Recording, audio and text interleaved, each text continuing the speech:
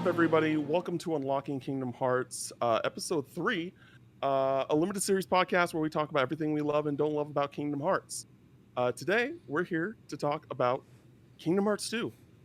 With me, as always, we have senior editor and host of Podcast Beyond at IGN, Jonathan Dornbush. Jonathan, how are you? Hello, I'm really excited to be here. Really gonna be an interesting talk today. I think we're gonna have a lot to get into, so looking forward to Oh yeah, super excited for this. So excited. it. Uh, Alex Ray Korea, author of Kingdom Hearts 2 Boss Fight books. How are you? Great. And yeah, this is the one for me. So I'm very This is excited the to one. finally talk about This this. is the one. This is the one. Oh. And creator and host of PlayStation Source, Kevin Diaz. Kevin, how are you? Doing good. Doing good. It's a nice Sunday. The sun's out. Maybe a little bit more, maybe a little too out in Arizona, but overall, good. Very excited to talk about this. Been keeping this in the tug for a while.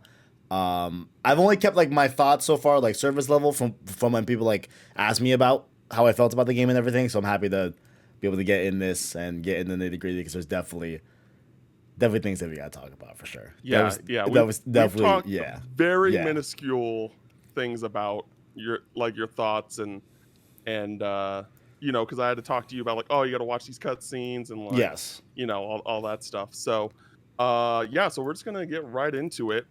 So Kingdom Hearts 2 originally released on the PlayStation 2, and it released on December 22nd, 2005 in Japan, and March 28th, 2006 in North America. And I just want to kind of go into general thoughts, just like, not going too deep on specific topics, but just kind of general vibe about like how you feel about this game, and we'll go from there. So, Kevin, it's your first. We've been waiting so patiently. I can't wait any longer. Please tell us how you feel about Kingdom Hearts 2. Overall, I really like it. Right. Overall, I think it's a really good game. I really enjoy my time with it.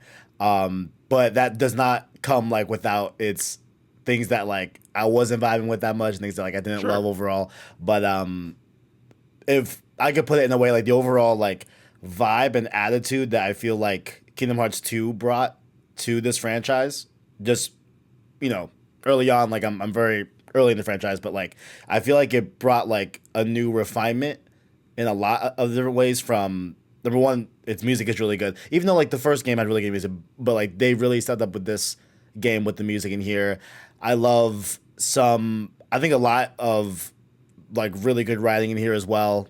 A lot of good voice acting in here as well that really like made me like, oh, like you're like not just reading off a script, like you're really saying this with your whole chest, right? Like things like that. And I love the continuation and the adaptation of certain themes in this game. Like there's a lot of really good things in this game. I think the cream of the crop for me is the gameplay and adding the Valor system. I think that Valor system just got so addictive and like, okay, hey, let me use, the actual I forget the names, but like I think there's one that's specifically called like the Valor form Yeah, or Valor form, like limit form and stuff like that. Like yeah, and being yeah. able to see where those are better in certain cases and how I actually want to use that, and then them upgrading and everything and evolving. Like it just the gameplay as a whole I think is just feels so buttery smooth. Like I really love being in combat in this game.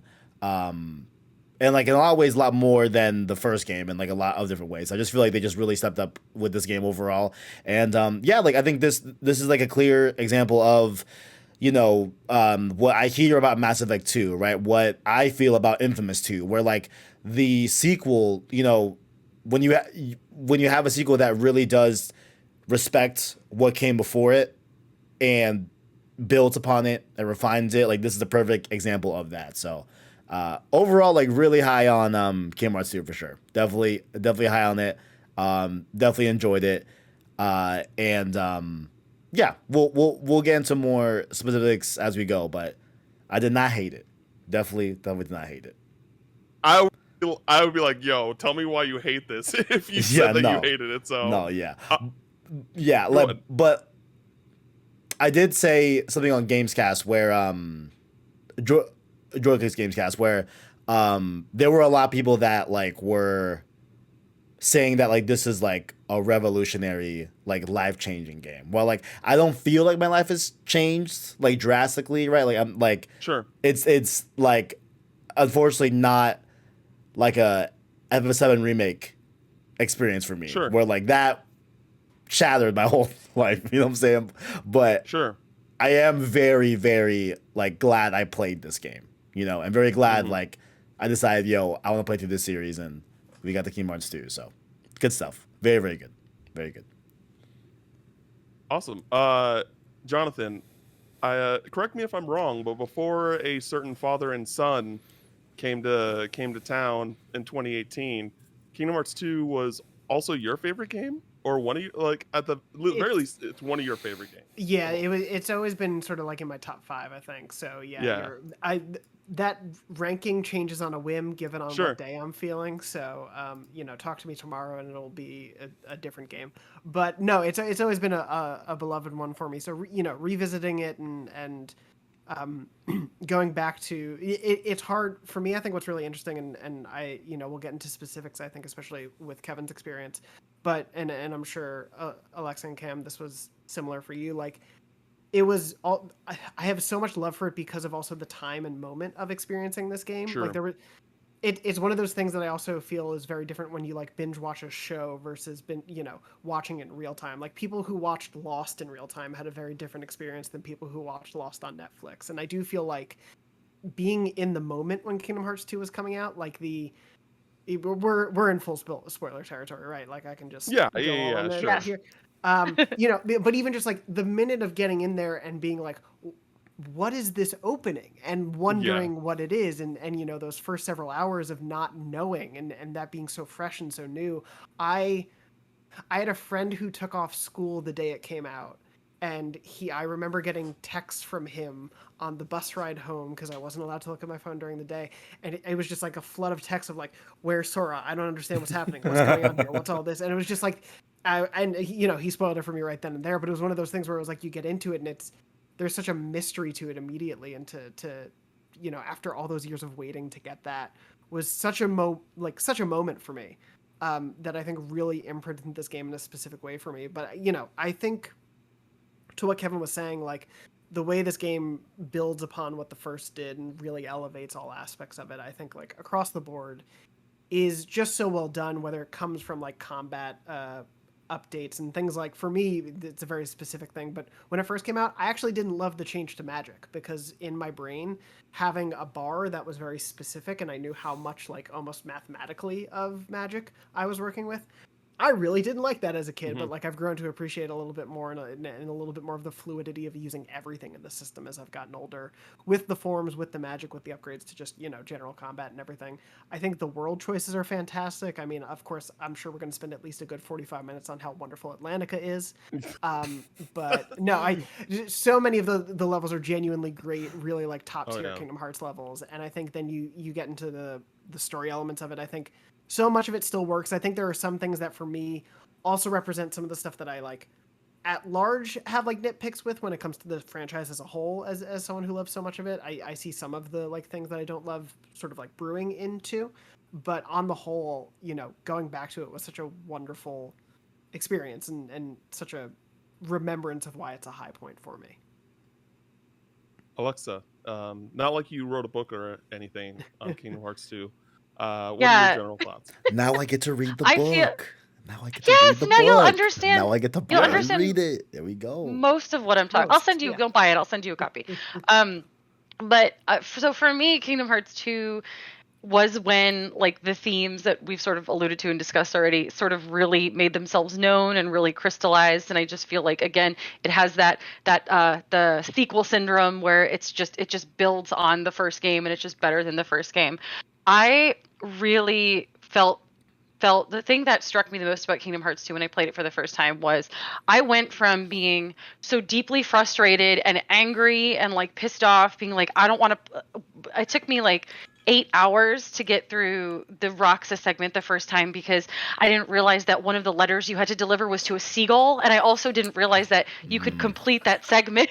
Yeah, no, fuck that seagull. Like I wrote about it in the book. Like it was so bad. I still have questions about that seagull. Like Nomura, tell me about the seagull.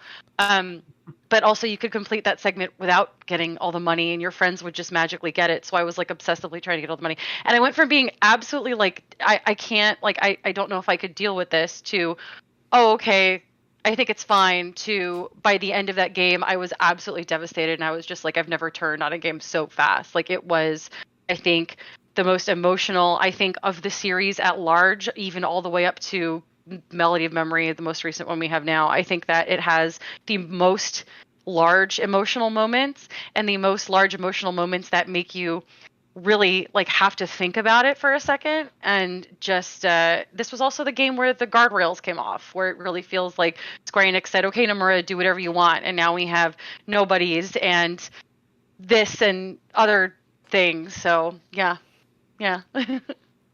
Yeah, no, I agree completely. Kingdom Hearts 2, based off my memory, is the first game that like like I cried. Like, you know, like Kingdom Hearts 1 obviously like had a very like sad but optimistic ending, you know. It was like with Sora and Kairi and Riku apart, like, but I wasn't like devastated, you know. It's just like, okay, let's see where the story goes.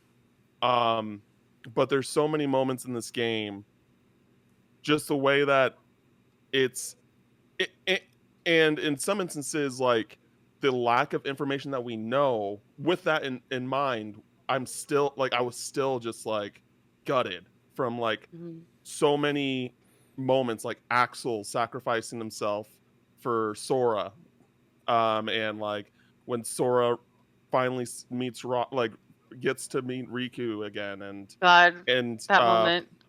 like the part that like really gets to me a lot, which we can go deeper into when we talk about like the themes and stuff, is just after they Sora and Riku defeat Xemnas, and just Sora and Riku are just being vulnerable to each other.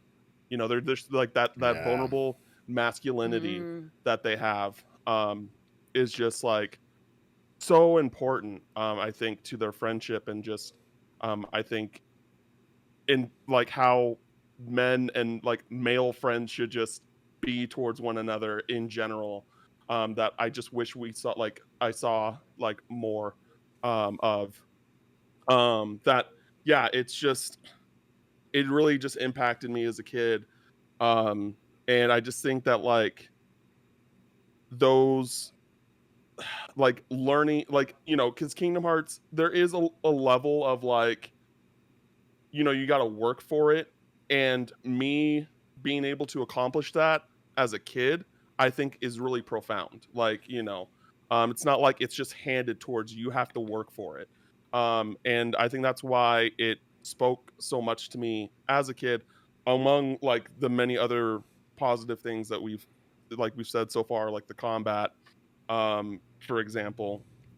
um that, yeah, I just, this game still like just speaks to me, and gets me emotionally strong each time. And it's interesting because this is the first time I've went back to it, I'm pretty sure, post Kingdom Hearts 3, and I'm just like kind of like thought about like where the franchise goes after this, and it kind of like puts new perspectives and like new opinions on things, for the series at large. So, but yeah, I wanted to talk about, because I feel like this is a, I don't know if you know this, Kev, but like this is the opening of Kingdom Hearts 2 Mhm. is very controversial. Like some people absolutely adore it. Like some people like think that that part of Kingdom Hearts 2 is like one of the best experiences in gaming, period. Like Odell Harmon Jr., I know, like loves Roxas, like Roxas's prologue, and all that stuff. But then there are other people that just like think it's a chore, think it's like, you know, a waste of time, especially when you play it, well, like more when you're like playing it like a second time, or, you know, once you've already experienced it. But yeah, I just kind of want to like get a feel on where you guys are at on the spectrum of like when you play Kingdom Hearts 2 and you get to this beginning part with Roxas. Like, I think it's like the key to the story, right? Because in my opinion, this whole story is about Roxas. You're just playing in Sora's shoes. So for me, it's just like this is like crucial to the story. But I would be lying if there aren't times where I'm just like, oh, I'm just skipping these cutscenes and getting into Right. Sora. You know what I mean? Right. So like this time, I did not do that. I was like, I want to experience everything. I want to get the full experience, obviously for this.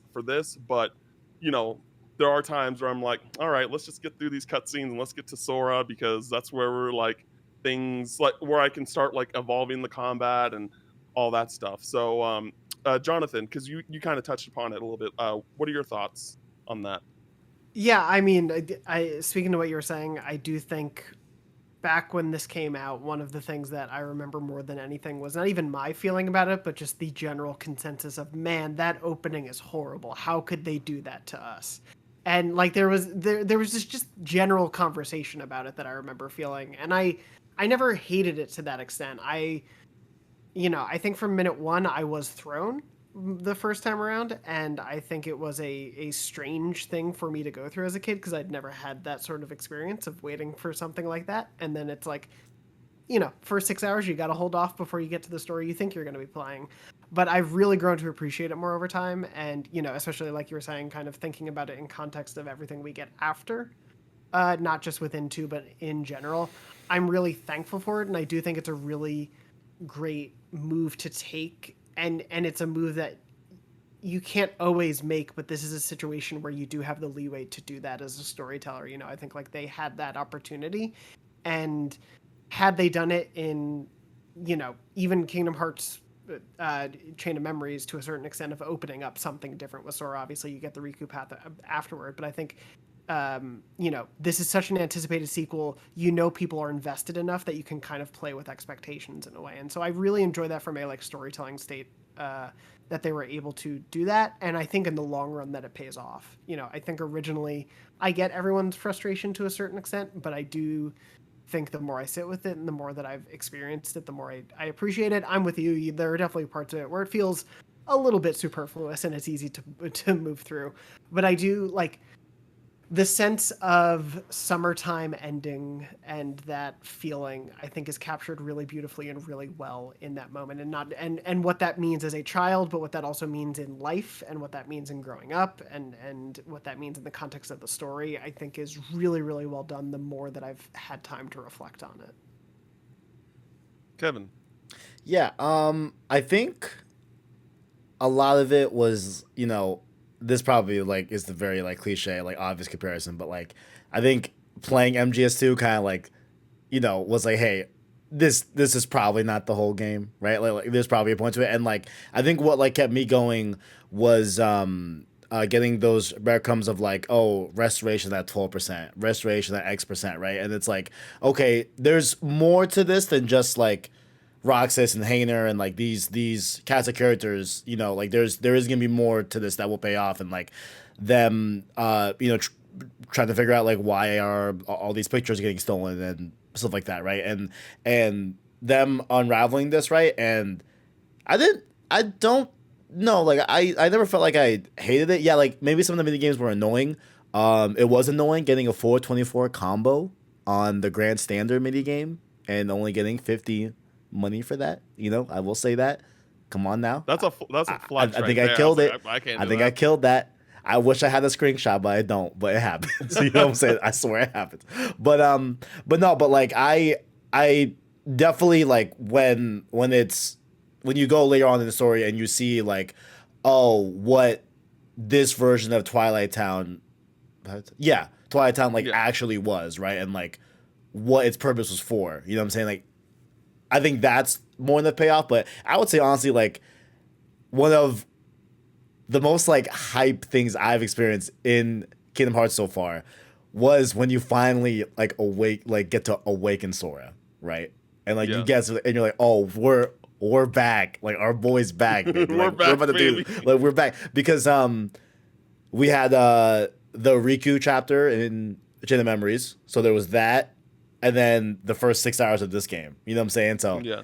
I was really, oh man, like damn, like I wonder where is Sora. Like Yeah. I wonder when we're gonna get to it. And so like I think you couple all that like with a really good payoff of like you finally into the big swing of things. But no, like I definitely enjoyed the overall vibe of that first bit, and I personally like didn't think it was like necessarily that much really like.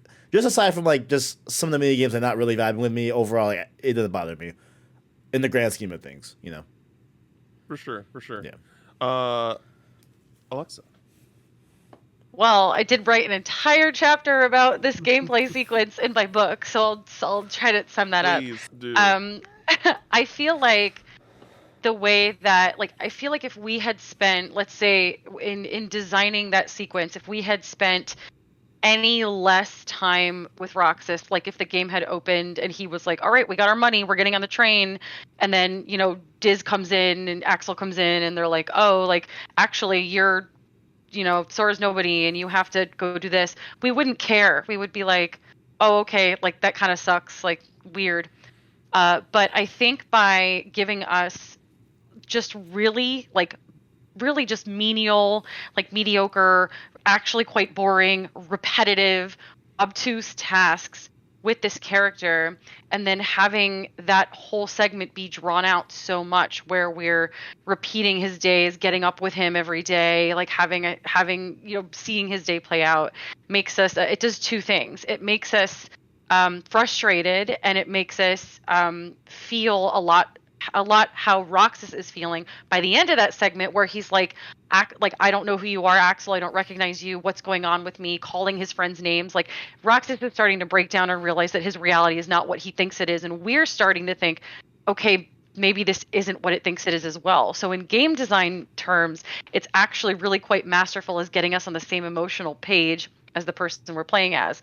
And also, once we get to that point, you start to think, well, how long has Roxas been on summer vacation? Like, how long has he been living this same stretch of 6 days over and over and over?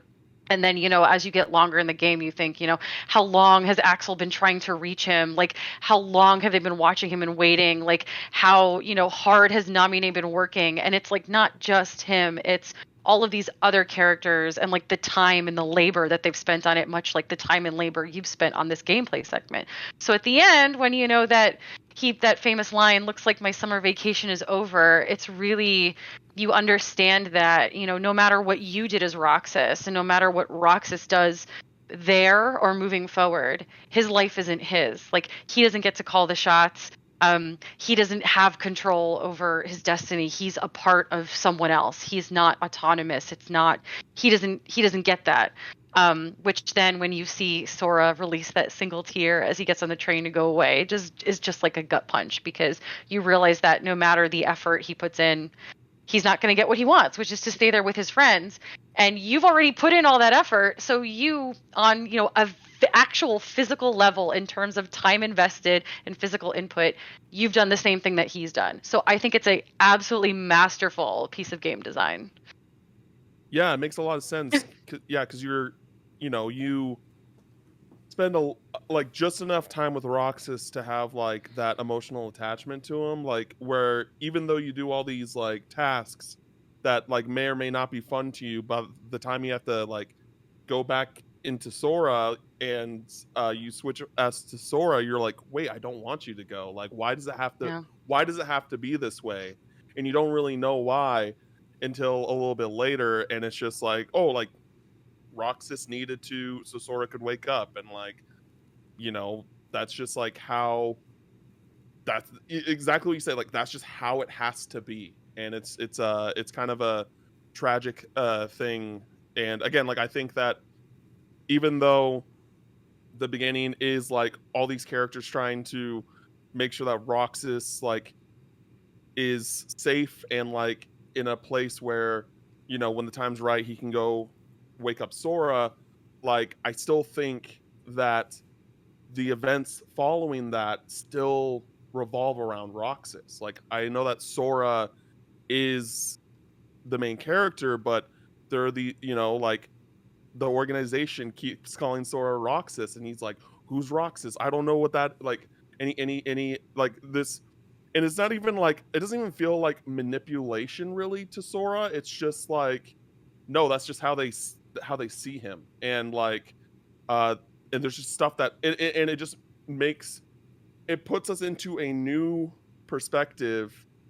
And while like we know things that Sora doesn't know, we're still kind of like in the dark as Sora is, as to like the organization's relationship to like Roxas, and like we know that like it wasn't great, but we don't know like the specifics. And obviously, like, I mean, and spoiler, you're gonna learn like all of this in 358, which is our next game. But there's just like so much that like you still don't kind of know, and it's just like I just like the idea of this being a story where this character that isn't the main character throughout the story is like just leaves a mark on this world, and then like the main character kind of has to deal with it. And yeah, I just don't think we see that a lot in games, and I think that like the way that they set up Roxas for Sora, the scenario had to be so specific for it to work, and it does. And I think that that's just like a really masterful thing. But what do we want to talk about next? Do we want to talk about combat? Do we want to talk about the worlds? How are we feeling before we get into the deeper story and themes? Let's go into the worlds. The worlds. Alexa, what are your thoughts on the worlds? What are some of your favorites? What's some of your least favorites that aren't Atlantica? I got it.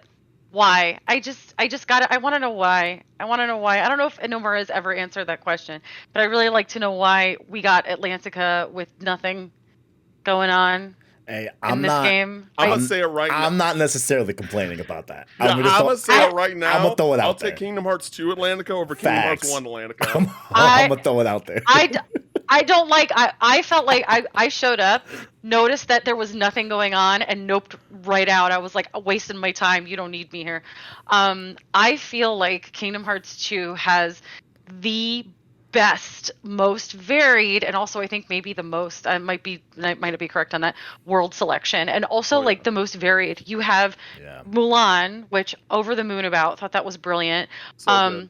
Timeless River, which was also brilliantly done, where they're talking about like, oh, that's the king before he was the king. Like, I love that that's like part of the overall story of like Mickey Mouse, and also the challenges and the fights in that are just friggin' awesome. Music also good, and also I'm mildly embarrassed to admit that my first exposure to Tron was Kingdom Hearts 2. No, same.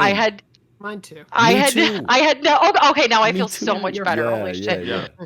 I just remember playing it, being like, "This is so cool. What is this?" And then my dad walked in. I was playing with my siblings, and my dad walked in, and he was like, "Are you guys watching Tron?" And we were like, "You know Tron, Dad?" And he's like, "Yeah, it was this film, Jeff Bridges, blah blah blah." And I was like, "Oh, okay." And immediately, like, I think like as soon as we finished that world, all three of us watched Tron, and we were just like, huh, okay. But like they did it really well. Like, I just feel like and then my youngest brother, for him, Kingdom Hearts 2 was his first exposure to Pirates of the Caribbean.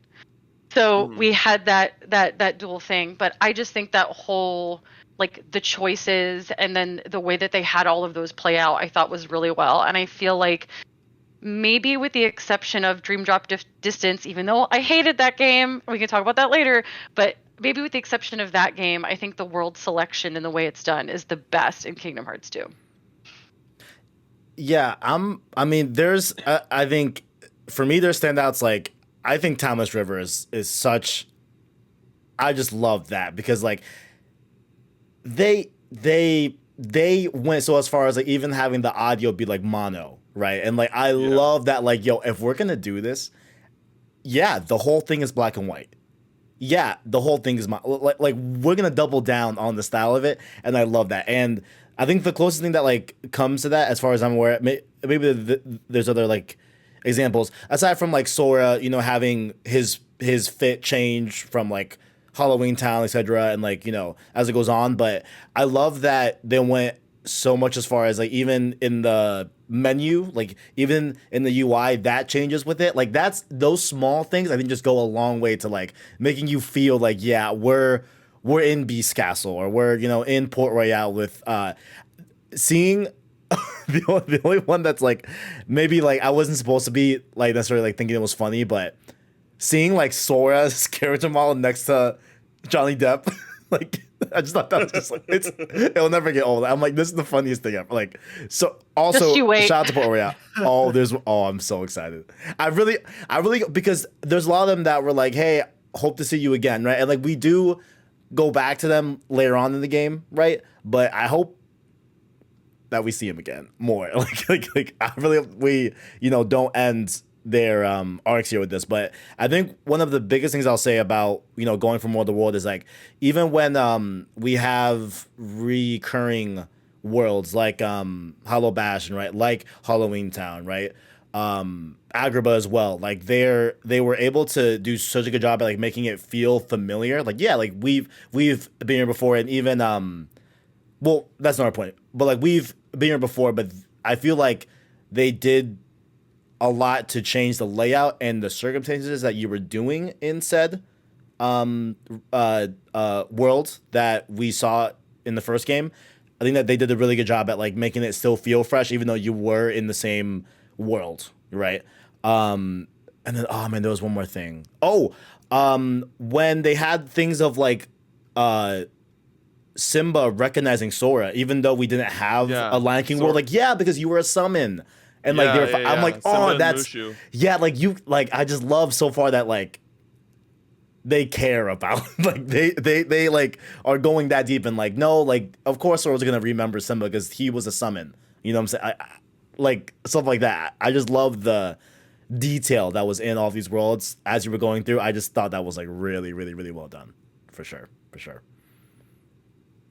Yeah, and I think that this is I feel like at first I felt like that this wasn't a controversial opinion, but in recent like years I feel like it actually is. But like I think one of the genius things about Kingdom Hearts 2 that they didn't do in Kingdom Hearts 3, and I think it was one of the bigger cons about Kingdom Hearts 3 is that there were 2 world visits, where the first one for the most part is like, this is the Disney stuff, this is the Disney story, and then the second time you go there it focuses on the like Sora, like and right. the organization or Riku or something that regards the main plot. That wasn't always the case, but like I just thought that having the like the 2-time visits like allows for like certain elements to like be the focus instead of like just being like one long-winded thing. I don't know, just like after like, especially after playing Kingdom Hearts 3, I was just like, oh man, yeah, this was like they definitely should have went back, like kept doing the 2 world visits, because I think that just like allowed certain aspects of each world to shine more and things like that. That yeah, I don't know. But this is one of the things that I think is kind of odd that they did, but like you don't have to finish every world twice to be able to finish the game. Like once you like finish, like I think there's a point where you have like 2 or 3 worlds left, you can just go to Twilight Town and then finish the game. And I'm just like, why did they do that? And it's a very like, it's one of the few cons I have with this game. It's just like, why did you do that? That doesn't make a whole lot of sense. But yeah, like with the worlds, yeah, I love Space Paranoids for sure. Like Tron is definitely one of my favorite worlds. Mulan is great. I just wish it wasn't the first world. Like I want high level boss fights. Like I want to fuck shit up with Mulan. Like Mulan is one of my favorite Disney films. So for me, like I was super happy that Mulan was a world, but I just wish it wasn't the first one. Like the first one, man. Like that really disappointed me. But and outside of that, like Halloween Town was great again. And I really enjoyed it's hard for me to pick a favorite too. I don't know. I think Go. like I think my opinion on this has stayed pretty steady over the past like almost 20 years. I think Pirates Caribbean is probably my most like conflicted world. Like there are some aspects I think are really cool, but like God, is it annoying when they're in the sun or they're in the shade That's and fair. like you Yeah, can't. okay, that's Oh fair. my God, That's fair. it's That's fair. just That's it's incredibly just annoying. so That's fair. annoying. But yeah, and I would say that like those three are probably my favorites. Just for like either like I just like love the aesthetic of Halloween Town and going to Christmas Town, and this is a thing exclusive to Final Mix, but like Sora and like Donald and Goofy changing forms again when you go to Christmas Town. Like in the original, they stayed in their Halloween Town outfit just for those that really? Okay. yeah. There's like kind of a few small changes like that in Final Mix. But yeah, I definitely think that this game throughout the entire series has the best suite of worlds. But yeah, yeah. So yeah, Jonathan, what are your thoughts? I wanted to. I just didn't want to interrupt, but Kevin, I'm very glad that you picked up sort of on all that like detail and attention work, because I think for me, both when I originally played and like looking forward into future Kingdom Hearts games, like man, I was so obsessed every time you get to a new world, and it's like, what does the UI look like? That was a thing that I just was like so nerded out about in these games. It was like, what is the menu change? What is the world logo gonna look like? All those little things that they do, the animations, the way that they care about the form changes or the world's like costume changes to a certain degree. And I think 2 does a lot of them across the board that I think everyone mentioned really, really well. Obviously, them turning into animals for Lion King is also just wonderfully silly. Super. I love how Super Goofy's a though. turtle. He's It's a just like turtle! It's so, You're a Already a dog. dog! You're Yeah. a dog. It's so perfect. But no, I forgot tend to about. agree. I didn't even think- realize that. They're already animals. Yeah, They're already animals. Why are they changing? That's great. Oh, and then they man. were like, "What if we double animal them?" Yeah, no, it's yeah. I think across the board, the world selection here is great. I think even the ones I don't like as much, Atlantica notwithstanding, obviously, like Yeah. even the lower end stuff for me is still pretty great. Like for me, I guess like Agrabah is more memorable in the first because like Aladdin was just a very big game or a movie for me. So to see it there to begin with was really, great and important. I don't think about it as much in the context of 2, but yeah, I think the levels that we've talked about generally, I think stand up. We haven't really talked about, I guess, why am I blanking as soon as I said it? But Hercules. Olympus Coliseum. Oh, yeah. Shout out to Olympus Coliseum. Big fan. I always love the through line of Hercules. I am just forever a like Hercules stan in general, and so to see how they continue to change their approach to that one is always really great, and I think it's really well done here. In particular, I really love this one. But yeah, on the whole, I think the world selection is great. I think the attention to detail in all of them is really great. I think Cam, like your question of is it controversial or not? I think it's possible to do a single world run well. And I think what's interesting about 3, and we'll talk about it then, is I think there are ones that do a single run well there, but then there are ones that show you why it also is potentially very bad. So I think it is possible to do it very well, but I like the approach, especially within the context of 2. A thing in general that I think the series can do that for me, I don't always love is to a certain extent to segment things too much, like the game, like these games to me are at their best for me as like a fan growing up. When I look at it a whole maybe differently, but when I was playing them game to game, very much when it was blending the Disney with the Square Enix with the fresh original Kingdom Hearts stuff, I think that is when the game is at its best. And whenever it segments any of it, even to a degree, the new Kingdom Hearts stuff that I really, really care and invested in, I still think like it can be at its heights when it's marrying all of that stuff together. And so sometimes for me, stories impacted me less because they were separated, but I do think the approach here also lets you really get the chance to see a world evolve and see things change, and especially with the organization's impact here, I think that's what's done the best with the world changes is you come back and things might be different and things are changing, and I think that is executed very well, and I think that is why that shift works so well for me and why I agree with you that I think it's a really good choice in this game. Okay, like that's interesting. Like once we get to Kingdom Hearts 3, we'll talk about that stuff because there's some stuff I agree with you there, and there's some stuff I'm like, I don't know about that. But I want to talk about the combat next because there's a lot of like absolute opinions I want to drop about the combat in this game. Okay. Go, do it. And well, I mean, there's plenty of things to talk about. Like, there's the drive forms, there's the summons, which we didn't really talk about the summons in Kingdom Hearts 1. Like, Kingdom Hearts 1 had a lot of like classic Disney characters, you know, Dumbo, Bambi, Tinkerbell, and then, you know, we had Simba and Mushu as well, Genie.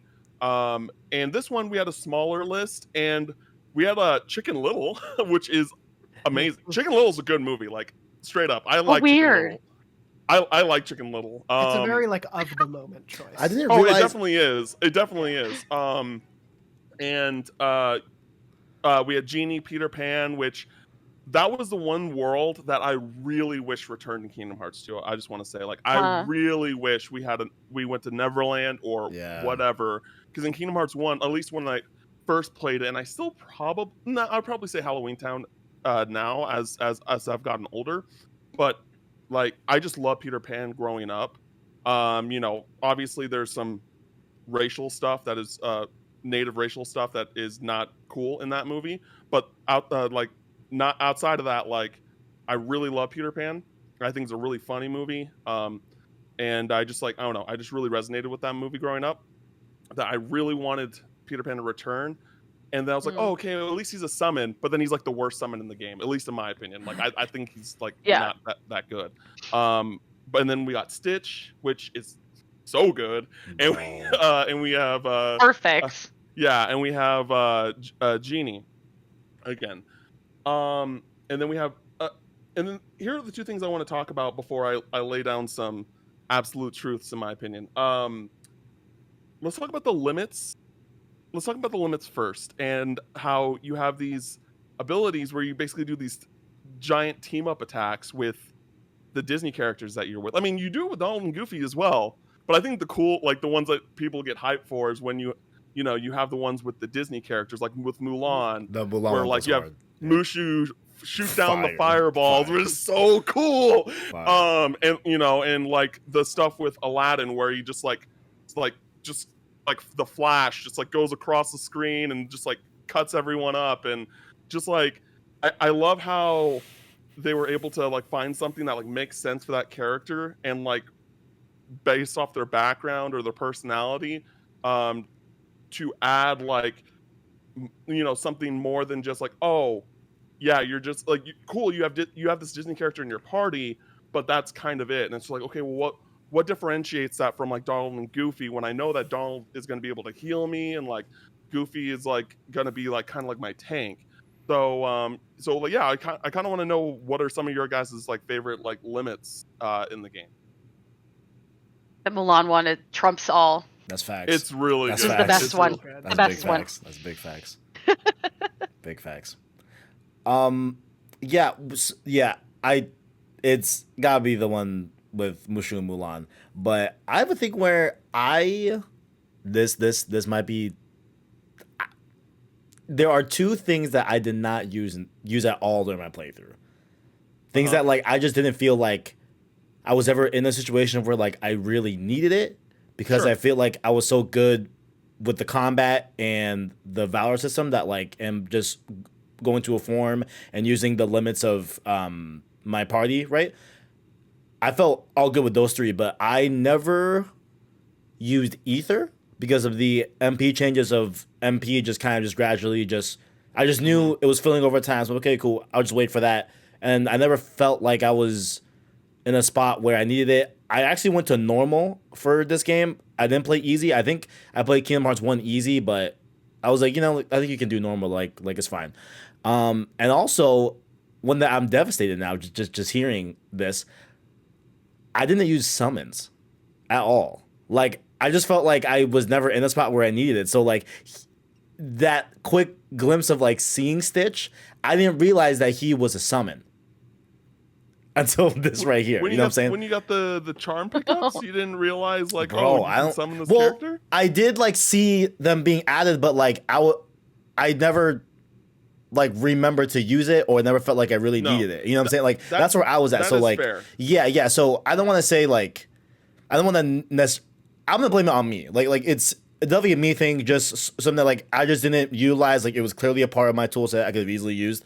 But I also don't want to say like it felt like it feels redundant because. Mm-hmm. But part of me is like, damn, like if this is my first time playing on normal, and I just didn't feel the need to use summons, right? Just because No. they just gave me so much good stuff up front. They're like, okay, like I'm cool with this. Like I'm I cool with, definitely- you know what I'm saying? Like yeah. that's where I was at. So I never once bought Ether just because I'm like, I don't know. Like, yeah, if I need it in a pinch, I could definitely see the use case for that. But I would just wait for it. I would just act like I would just play a little bit more Yeah. on the defense and wait for it to recharge. Because I would rather buy potions that I know my health doesn't regen. So like I would rather invest in keeping my team stocked with potions just in case I'm in a pinch. And yeah, I never use summons, but I really want to see the Stitch summon now. Now I'm mad because I love Stitch. Yeah, that's something that you're touching upon. Something that I want to talk about is that like I think the combat in general is still great no matter what difficulty you play on, but I think that like when like because I played through the game on critical, and I think that when you play the game on critical or just like the harder difficulty, it encourages you to use your arsenal a lot more. right. Like That's you know, what I like there are assumed, some yeah. boss battles where like I almost rely on like summoning Stitch so I can like do a certain thing, and then like Stitch can eventually, hopefully, refill my MP bar, because that's what makes Stitch so good. Is that like he does other things, but like one of the things he does is just like every once in a while he'll just refill your MP bar, like no matter Nice. what, Nice. which is really really cool. And then like you know, when I'm in Pirates of the Caribbean, you know, those bosses, you know, Sora's not like where he really needs to be yet when he gets to that world. And Chicken Little has a whistle that will like bring in everybody. So you can like basically get Chicken Little to whistle everyone out of the shade. You know what I mean? Like it's I like like those that. kind of things that like, you know, you may not have to worry about that on a like lower difficulty, but you know, when you play it on harder, like it's crucial. Right. Um Right. Is and Tinkerbell it's in this game? no, Peter was a- Pan is. No. Does he do the same thing as Tinkerbell? Like No, No. no, it's not just Is like this- a heel Whenever- that like shout out follows to you Tinkerbell. around. Shout out to Tinkerbell. It's not broken, no. And the thing that, another thing that I want to mention too is you made an interesting thing that like I had an experience on Twitter, like, you know, probably within the past year. I don't remember exactly when, where like I had a friend who played Kingdom Hearts 2 for the first time, and like it shows like their stats, and I was just like, and they like didn't use like their dry forms at all, or like they didn't use like really any of their tools, and I was just like, it's like, and I just kind of questioned like, did you not use like anything? And then someone commented like on what I said, is just like, you Kingdom Hearts fans want people to play the games, but then you tell them how to play. I'm like, I'm not telling Uh-oh. you. Yeah, no, I'm not telling that's y'all how not to play it. that. I'm just No. I'm saying like, you're Yeah, like, just Leave curious. us alone. Jesus Christ. it's just like No. no, it's just like and this is something I wanted to get into, which one of my I think is absolute truths kind of thing, is that like I think that there's the argument that like Sora in Kingdom Hearts 2 is like has like the most tools Facts. than any other video game character in in an action game. Like he has so many tools, it's insane. Like all the different drive forms, like the reaction, like it's just like it's crazy how much like different play styles that you can do with Sora in this game. Like maybe like Devil May Cry 5 is probably something that I'm like, oh maybe Dante and Devil May Cry 5 is like on the same level, if not exceeded. But like I just like every time I play Kingdom Hearts 2, I just think like, man, there's just so much that you can do with as Sora, and it's just like, and I don't even think Kingdom Hearts 3 surpasses that. Yeah, I think the combat is fantastic in this game. I think it has aged like fine wine.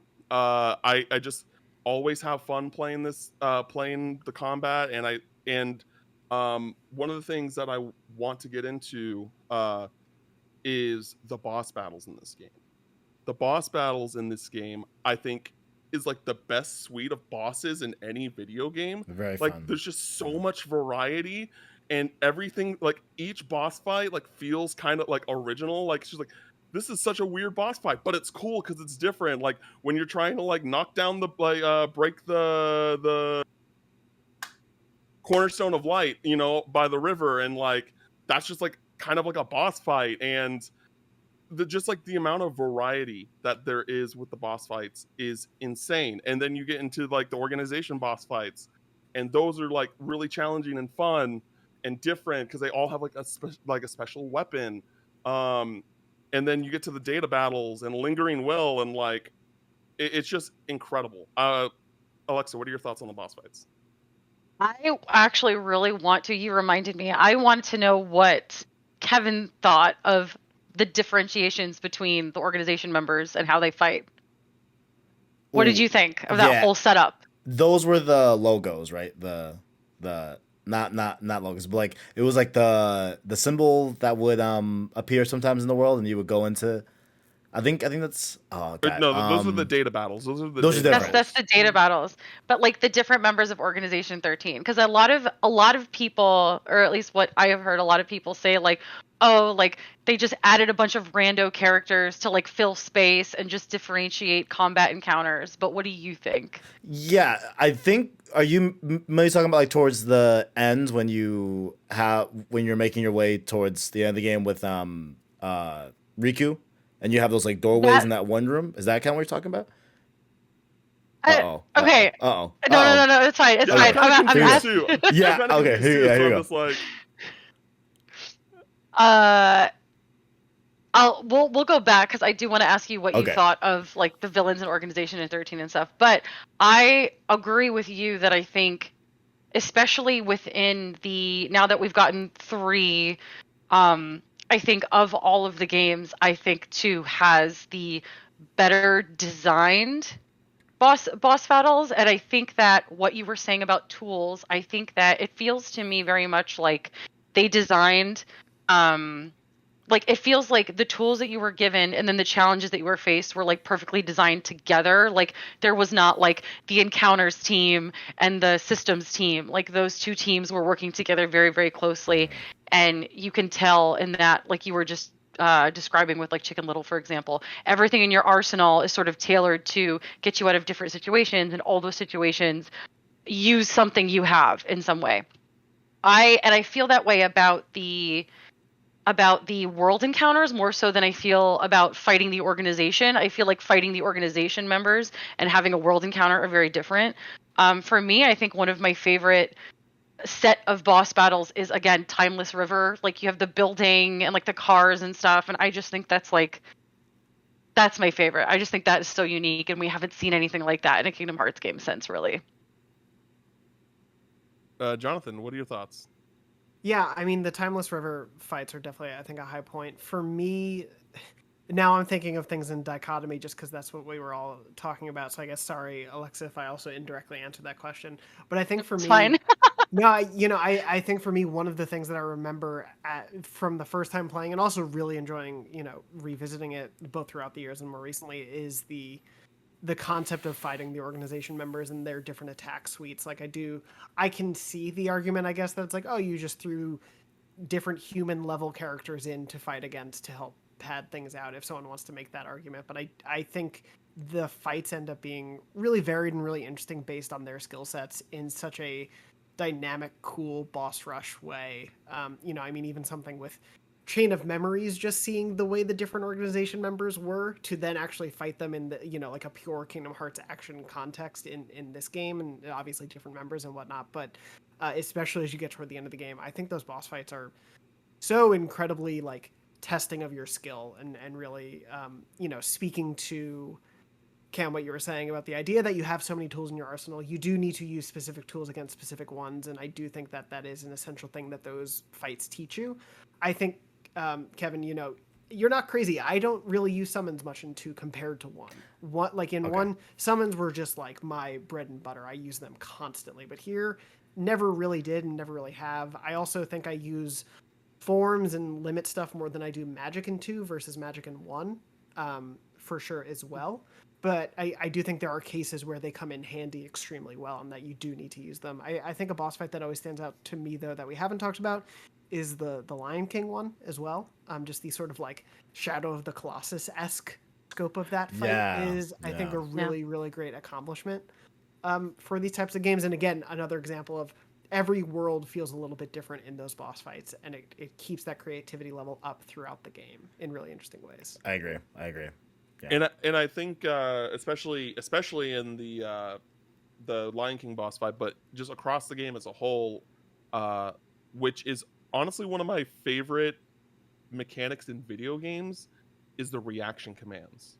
The reaction commands just, they somehow made it so that the reaction commands are like a continuation of what you're already doing in active combat, and it flows so well that it's kind of hard to describe. You just kind of have to experience it. Like I remember someone like asking me like giving me like comparisons to it, and I'm like, I really can't compare this to anything. You just have to play it and then you'll understand. Where you'll just like, you'll be fighting like a dusk, like a generic dusk nobody, and then you'll just do a reversal and you'll just continue fighting, and then like, you're just like, you'll be like fighting some heartless, and then the giant like spike ball one will like land, like try and land on top of you, and you're just like, nope, and then you just slam it back down.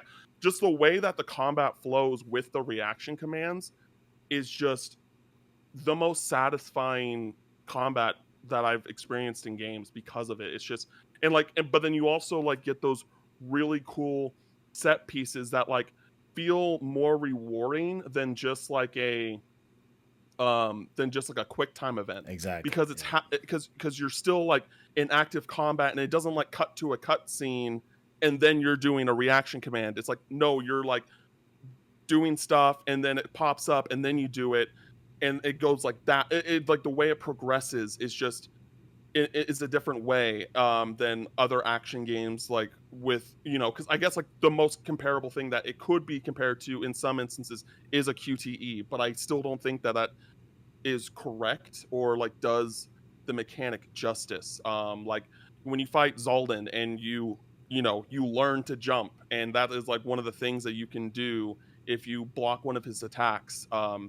Or Dance Water Dance, you grab the music note and you're playing it around, and you got like, that's how you got.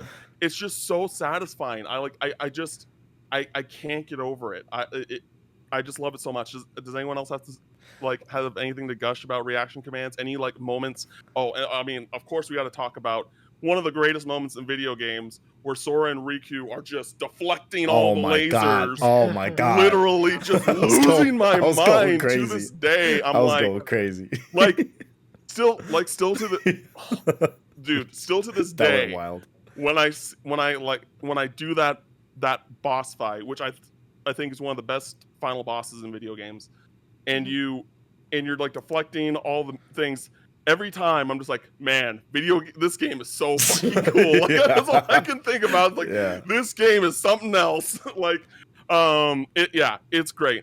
Someone else, please speak about reaction commands. Like for me, like when it's a much like bigger scale, right? Those reaction commands, like on paper, I guess one could say QT, but I'm with you where it's like it's more than a QT. Like in the same way that like when it's more of like a smaller enemy. Or we'll just use your example of like when the ball is trying to drop on you, right? Like, in a way, those sometimes felt like parries, but just they're better than parries. Like it's just more than that. Like and like, I'm totally with you on that. And one of my favorite like reaction instances and honestly one of my favorite fights in the game is the Cerberus rematch. When I saw him, I was like, "Oh, like let's go, man! Like let's let's fight, bro!" And when it's the one outside when the Colosseum's all crush and Oh, everything. the Hydra fight. The Hydra Yeah. fight. Wait, was it the Sir? Oh wait, no, I am thinking of the Hydra fight. No, I'm thinking of something else. I am thinking of the Hydra. Yeah, I am. My bad. But there's one where yeah, it's a Hydra fight with the three heads. Yeah, my bad. Yeah, I got yeah, those mixed yeah, up. Like when you're good. Yeah. I love that fight and that reaction time when you're able to use the flying Pegasus and Yeah. and It's so hit 'em all. cool. Yeah. It's good. It's good. Yeah, those are really good moments for sure. Definitely. Yeah. Good stuff. Yeah. Very, very good stuff. 100%. Let's talk about the Final Fantasy implementation in this game, because there's some really great stuff, especially even as a returning player. I'm just like, man, they did this, and that's so cool that they did it. Which I think the first thing that was really, really cool was when you go to Hercules and Hades like, all right, I'm gonna bring out this guy, and it's just like, okay, who is this guy? And then it's Auron from Final Fantasy X, and it's just like, what? I felt so left Alexa, out. Alexa, good. you're ready to talk. You're ready to talk. Oh, so good. I feel like we'll start with there. But I feel like as far as Final Fantasy implementation in Kingdom Hearts go, Auron in the Underworld is the best they have done. He was dead the whole time anyway. Of course he's in a place where like ruled by whomever. And he also made some shady ass deals. So like him being stuck with Hades makes total sense. And also he was just amazing in combat. I really feel like again, not since Kingdom Hearts 2 have we seen the Final Fantasy integration done so well. I feel like Kingdom Hearts 2 was the last time they really did it. You have in the beginning, Setzer from Final Fantasy VI and Vivi from Final Fantasy IX in the struggle. You have Unariku and Pain from 10-2 as treasure-stealing fairies. And then you have the entire Final Fantasy VII crew plus Tifa now. Vivi. Tifa. Vivi. Like, I still, like... I remember playing that and him and them introducing Setzer and me being like, that game is too old to be a part of this, right? That game was like freaking forever ago, and it was also like not 3D. And I just remember getting to have that awesome conversation with my siblings where they were like, who is Setzer? Who is Vivi? Like, who are these people? And being like, they're from this Final Fantasy. They're from this Final Fantasy. And also, they came from Final Fantasies that were never rendered this way. So getting to see them in that kind of design was just friggin' awesome. And for me personally, because I never play, I still haven't to this day. I know I need to. I haven't played Final Fantasy IX yet, so My God, I have a Vivi plush. Like you can see it right there if you're watching. For me, Vivi is a Kingdom Hearts character. Like I think of Vivi as a Kingdom Hearts character. When people bring up Final Fantasy IX, I'm like, nah, Vivi's a Kingdom Hearts character. I'm like, I know I'm wrong, but yeah. So I totally get that, and yeah, I think of course, Cypher. Yeah, no, for sure. Yeah, Super, all of super them. cool. Jesus. And then yeah, we definitely have to talk about, and this, I mean, and I think this can go into just this section of the game as a whole, the battle for Hollow Bastion. Like this whole section of the game is just like so good. It's so good. You know, because we finally meet the king. We get to go to Tron for the first time. We meet Tifa. Because you know, you're just like, who's this person? And you just hear her voice, and you're just like, oh, who's that? And it's Tifa, and then you pop off like, oh my god, because she's looking for Cloud. Love it. And Love it. and yeah, and then just like fighting Demyx. Goofy dying. Goofy, No. like, bro, Bro, Kev, so tell many, me what. so tell many. me, tell me your play-by-play of that moment. It happens. I'm like, he's gonna get up, right? Like he's gonna get up, right? Come on, man. Don't do me like this, Wait man. for this. Don't do like, bro. Like you're the muscle, Ducky. Donald Duck's the healer. Like, what are we doing? Like, I need you, fam. Like, I was kind of freaking out. And then I love that there are just certain things in this game that go on for like just enough time where it's like, damn, is he really?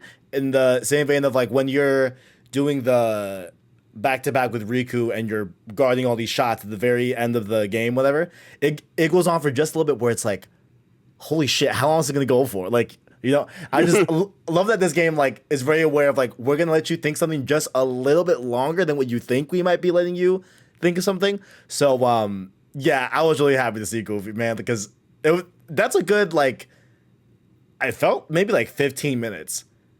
And it's Yeah. like, damn. Oh yeah, And yeah, it's yeah. like, wait, is he really dead? Like what? Like Yeah, and this is like the. I mean, it isn't the first. I mean, I feel It like isn't something the like this first- happened in the first game, I think.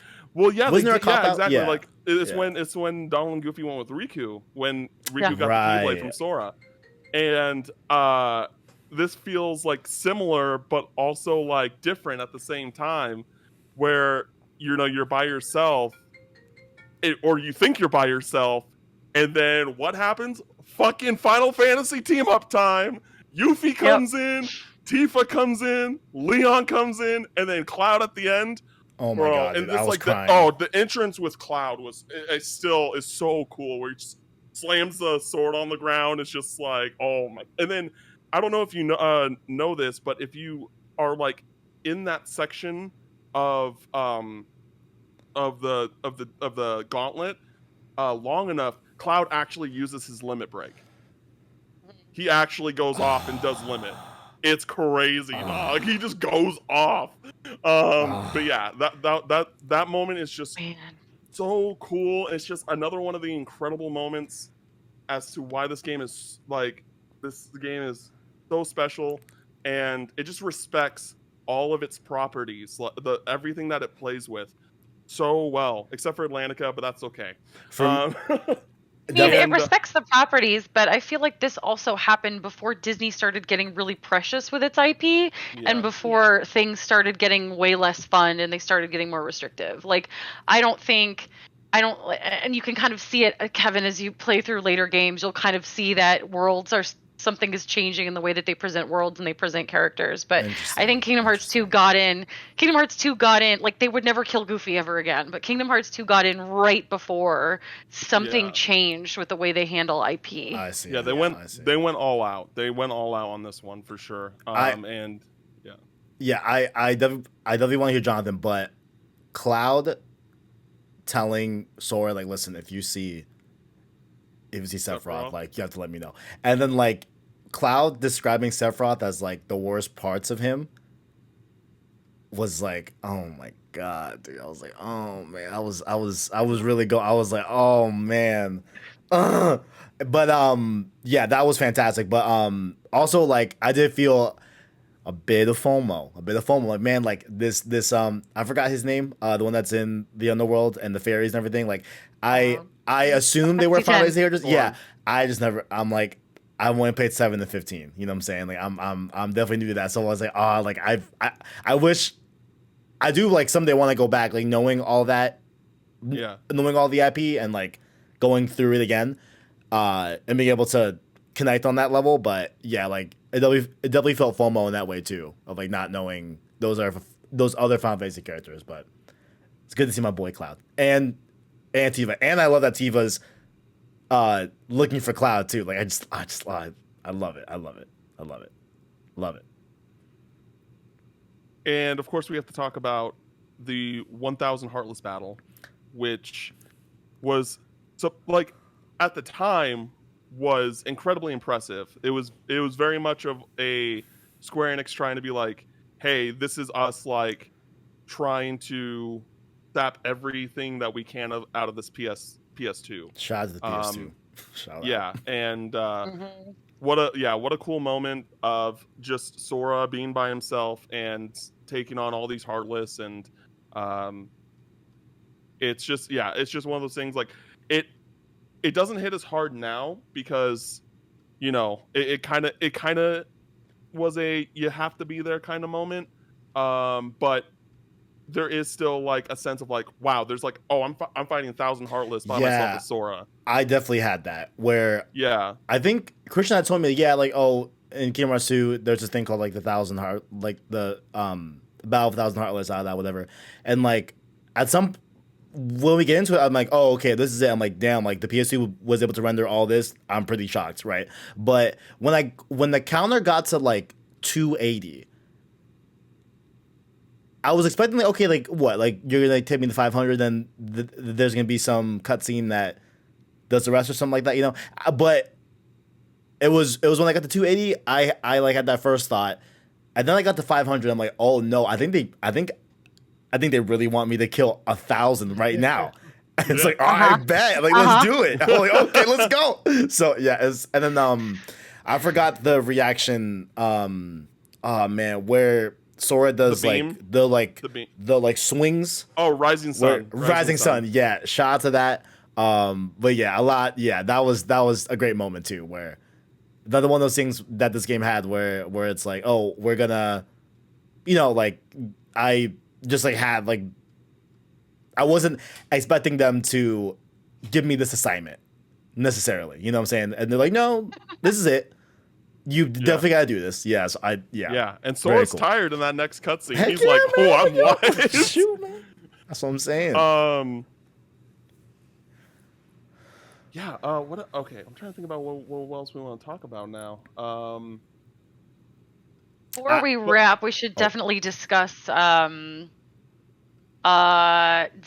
and company and the new evolution of the villains for this series. Yes. Oh yeah, absolutely. I was trying to think smart. about like smaller things to discuss before we got into the nitty gritty, the deep stuff. But also like Kev, I think I told you to check it out after. But did you watch all the Cloud, like the Sephiroth? I didn't. You didn't watch it? I messed up. No, I need. Damn, I just remembered. Oh man, like I gotta do that. God damn it. Yeah.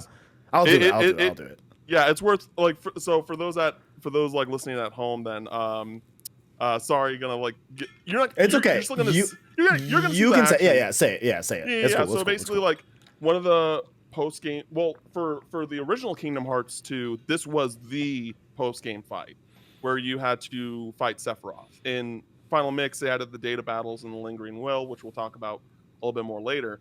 But Sephiroth, he basically like wants you to challenge him, or he challenges you, and once you beat him, he like basically brushes it off. He's like, "I admit you're skilled. Now bring Cloud over to me." And this is a fight. This is a fight that it's only you and Sephiroth. Donald and Goofy are not there to help you. Okay. It is a tough fight. And then you tell Cloud where Sephiroth is, and then you go back to Sephiroth, and then basically they get into a fight. You see, and then Tifa shows up, and then Sephiroth and Cloud basically jump into this there's like this giant light, and then that happens, and then they're gone, and they're just gone. You don't know where they went. They went to the live stream. Oh my god. So my god. yeah. Oh my god. And that's all we know. So listen, in these days it's definitely worth watching. I'll take any bit of any crumb, any drop. Oh man. Yeah. And I do have thing, oh sorry, go ahead. Oh go ahead. No, go ahead. Well, like I did just want to quick shout out, like I had which I know I told you, Cam, and I'm not sure if you want to say this for like a different part of this podcast, but hardest boss fight for me was definitely Riku. No, sorry, Roxas. Excuse me, Roxas. Oh, Roxas, yeah. Yeah. Okay. Which wasn't in Final, which was only in Final Mix. It wasn't in the original. That one stumped me for a good 3 hours. Definitely. So here's the question that I have for you regarding the Roxas boss fight, because I've been waiting to ask you this. Did you steal his Keyblades? You can steal his Keyblades, and you have 3 Keyblades, and one of them's just floating around you as Sora. I don't think I did. No, I don't think I did. No. Yeah, there's a part where you guys can clash, and if you get the command right, you take his Keyblades, and he's just defenseless, and you have 3 Keyblades, and you just fuck him up. Meme, but it's really cool. It's really cool. Anyway, for me, with the hardest boss fight, growing up, I definitely thought it was Zaldin. Zaldin was, I was like, oh, I hate this guy. I just didn't like. I had such trouble beating him. And then when I played on like Critical for the first time, like getting through it, it was Demix. Like I was like, I just could not like it. I remember one day I spent like literally 6 hours just trying to beat Demix on Critical, and then but now that I know how he works, he's fine. He's fine. Anyway. Demix time. So before we get again into the deep like messaging themes and stuff, which I know that a lot of people are that are listening are waiting to hear, I want to also talk about some of the post-credit scenes, which I know you did watch, Kev, because I sent you all the links. Indeed. The first one is Sora and Riku and Kairi are back on the island, and Kairi brings Sora and Riku a message from the king.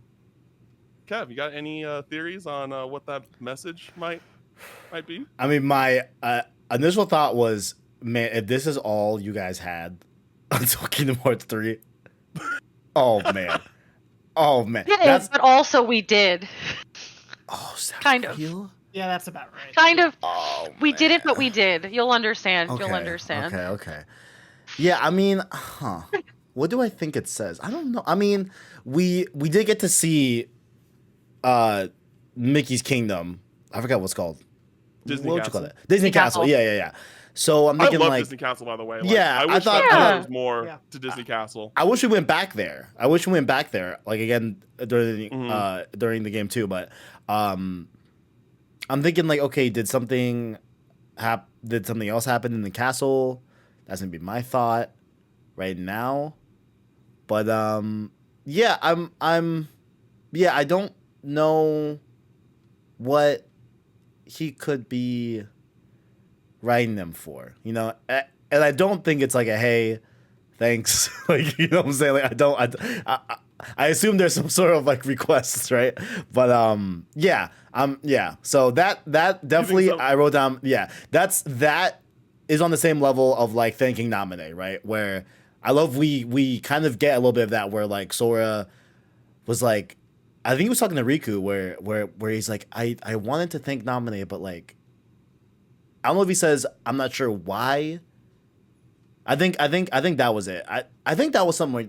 I know Sora tells Riku that like I wanted to thank her at some He point, does. and I'm then just trying to remember I what know he says. Riku's like, hey, then you will at some point. You know what I'm saying, or something like along those lines. So I'm putting that in the same rank. So we have those two.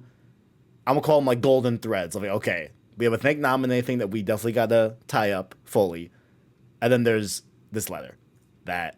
Okay. I really, I'm because I've thought about that a lot, and I just don't know what. Yeah, like other than I guess like, you know, I don't think it would just be like, oh, this is just for the next game purely, right? Like I know there's got to be some intent here with this, you know, like at least that's my thought. So Interesting. And then we got to talk about like the cutscenes from the Lingering Will secret boss. You know, there's this suit of armor that mentions a few names: Aqua, Ven, Xehanort, which we know that Xehanort is this dude who worked under Ansem the Wise, and is the person that is like basically created the first Heartless, Ansem, and the first Nobody, Xemnas. And speaking of which, I want to say really quick, obviously I'm not going over the whole voice cast of this game, but I gotta mention that Ansem the Wise, voiced by Sir Christopher Lee, aka Count Dooku, fine. aka Dracula, That's who he sounded. AKA Saruman the Wise. Like, aka Saruman the Wise. Okay. And there's a really funny, short, funny behind the scenes story regarding Christopher Lee's recording of this game. So in this podcast with Richard Epcar, who is the voice of Xemnas in Kingdom Hearts 2 moving forward in the series, he mentions how the voice director told him that when Christopher Lee came in to do his lines, he came in saying, I'm going to sit down, I'm going to read this script one time, and I am leaving. and that's what he did. He literally just Hey. sat down, read the script once, and left. And He killed it. and he, in my Killed it. opinion, probably the best performance in the game. Like Yeah. it's just Sir Christopher Lee, everybody. I knew he sounded I familiar. gotta- I knew he sounded familiar. Yeah, yeah. Okay. I gotta Dooku. say, there's a couple of really, and you'll find this again in more games in this series. There's a couple of really, really high profile Oh yeah. actors that Disney, come baby. in and do that. Yeah, it's so good. Was I won't spoil it. I'll let you figure it out. Was oh my god. Oh, Mulan's voice. Why was that Ming-Na from the Wen. movie? Ming-Na Yeah, Wen? that was definitely Yeah, Ming-Na yeah. Wen, right? Yeah, okay, yeah. Yeah. Because I'm like it definitely sounds like her, or someone's doing a great impersonation. But I'm like, no, No, it yeah. definitely Ming-Na sounds Wen like her, still yeah. voices Mulan and everything to this day. Hell Like, yeah, He does, Hell uh-huh. yeah. it's Hell great. yeah. We love it. We love it. And yeah, and then the lingering will says to Sora, "Who are you? I know you. We've met before, way back when. You're not the one I chose." What are your thoughts on that, Kevin? Not the one I. Because there's chose. so much there. I'm sorry. Not the one I chose. Okay, so. Not the one I chose to wield the Keyblade? Maybe? Maybe. Right? Maybe. And then way back when, I mean, as far as. I mean, do we know who that guy was in the cave in the first game? That. Not yet. Not yet. Okay. I know Well, you there- don't. But yeah. anyway. So maybe perhaps that, right? Okay. But I'm assuming it's something. I'm assuming that maybe I don't know who this person is yet, but maybe Sora does from Destiny Island, maybe something like that. Maybe. Yeah. So yeah, that's okay. So I'm gonna say hard. Pretty likely that it's probably someone that me as a player I have not visually seen yet, unless it's Okay. that dude in the cave from the first game on Destiny Island, right? Yeah, I'm gonna guess that it's someone that Sora knows from Destiny Island, but like it predates the first game. And then Okay, interesting. I'm assuming Okay. for some reason Sora wasn't supposed to be the Keyblader. Wasn't supposed to be the Keyblade wielder. Maybe. What do you think about Interesting. the environment, like where you were when you met him? It In that like desolate like Yeah. valley looking. Mhm. Yeah. Oh, I mean, I didn't get to actually play that. I just saw the cutscene itself. You know what I'm saying? So Well. I don't know Well, like how we exactly got there. mhm. Right? Mhm. Is that just something that Well, just happens in the yeah? Well, what I will say is that you see in the secret movie what looks to be the lingering will with this, fighting with these other two armored individuals, Yes, one of them does look like Roxas, right? and one of them looks The like unknown. Roxas, Yeah. and the other one is a young woman, lady. young lady. And at the end, you do see the lingering will take off his mask, his helmet, and it is a brown-haired individual. This is the first time you see this character is in the Okay. secret movie. Okay. And they are going to be, and all I'll say is that they are key figures in the future of the series. Okay. And Interesting. and then there's also an old bald dude. Yeah, and, he's and another guy with a mask that's bad, is the and Mickey's there. Hmm. But no, in all reality, this cutscene like lived in my head rent free for like 10 years. Like, Yeah, this that was. That's all we had for like 5 It was years? at least, yeah, I think it was about 5. It's Oh what we my had. God. For, 5 yeah, years? we had it for 3. Well, 3? Are you talking about till that game or until the next game in general? Till that game. Till we got that game. Oh, till we got that Yeah. game. Because that was Yes. 11 or 12? No, it's 2010. I think Was it wasn't 10? it? Okay. Yeah, Yeah. it was 2010. Okay, so Yeah, it was like so four- 4 years. 5 years. 4 years. Yeah, so we get this amazing cutscene of them fighting and like Kingdom Hearts being summoned and like and just like no idea what's going on. Again, Mickey's there for some reason, and this was MCU post credit scenes Facts. before I MCU definitely- post credit scenes. Like Yeah. at this time, this was like one of the coolest things in gaming because like video games didn't do this like that. Like you know, like the secret movie for the first game was like fine. It was interesting. Like I was like, okay, sure. But this was like just a next level. Like okay, it just set this like precedent that like Kingdom Hearts is just going to this whole different Yeah, that's level. yeah. That's what I want Um, to. Sorry, that's what like I go ahead. want to like underline. Where like, as I'm playing through these for the first time, right? Like I'm getting a sense that like, cause how I feel about the end of Kingdom Hearts 2, right? Of having Sora, Riku, and Kairi back on Destiny Island and like a bit of a like mission accomplished type of feeling, right? Other than like the lingering like King Mickey sends this letter and I'm not sure what is gonna happen after that, right? But like I got this like feeling, and then after seeing that secret movie of like, okay, is this kind of like telling me that this Kingdom Hearts 1, 2, and Chain of Memories were definitely like a moment in time, right? And like what we're gonna be dealing with in the future beyond Kingdom Hearts 2 is something that could be like drastically different in So terms of what- like a main like driving force of the plot, right? Mhm. Because as far as I'm aware, like right now, like Riku's back with us, right? He's not Alpha King Mickey, you know what I'm saying? And that's no longer like a carrot on the stick type thing for Sora to keep going, right? Obviously Kairi as well, right? But like it's no longer like a active like driving force within him to keep going through these worlds and keep defeating these heartless whatever right? So I'm curious to see like what is the next main objective with Kingdom Hearts, because like Kingdom Hearts 2 like does kind of feel like a bit of a closed chapter like end. So like that's my impressions right now with the series, right?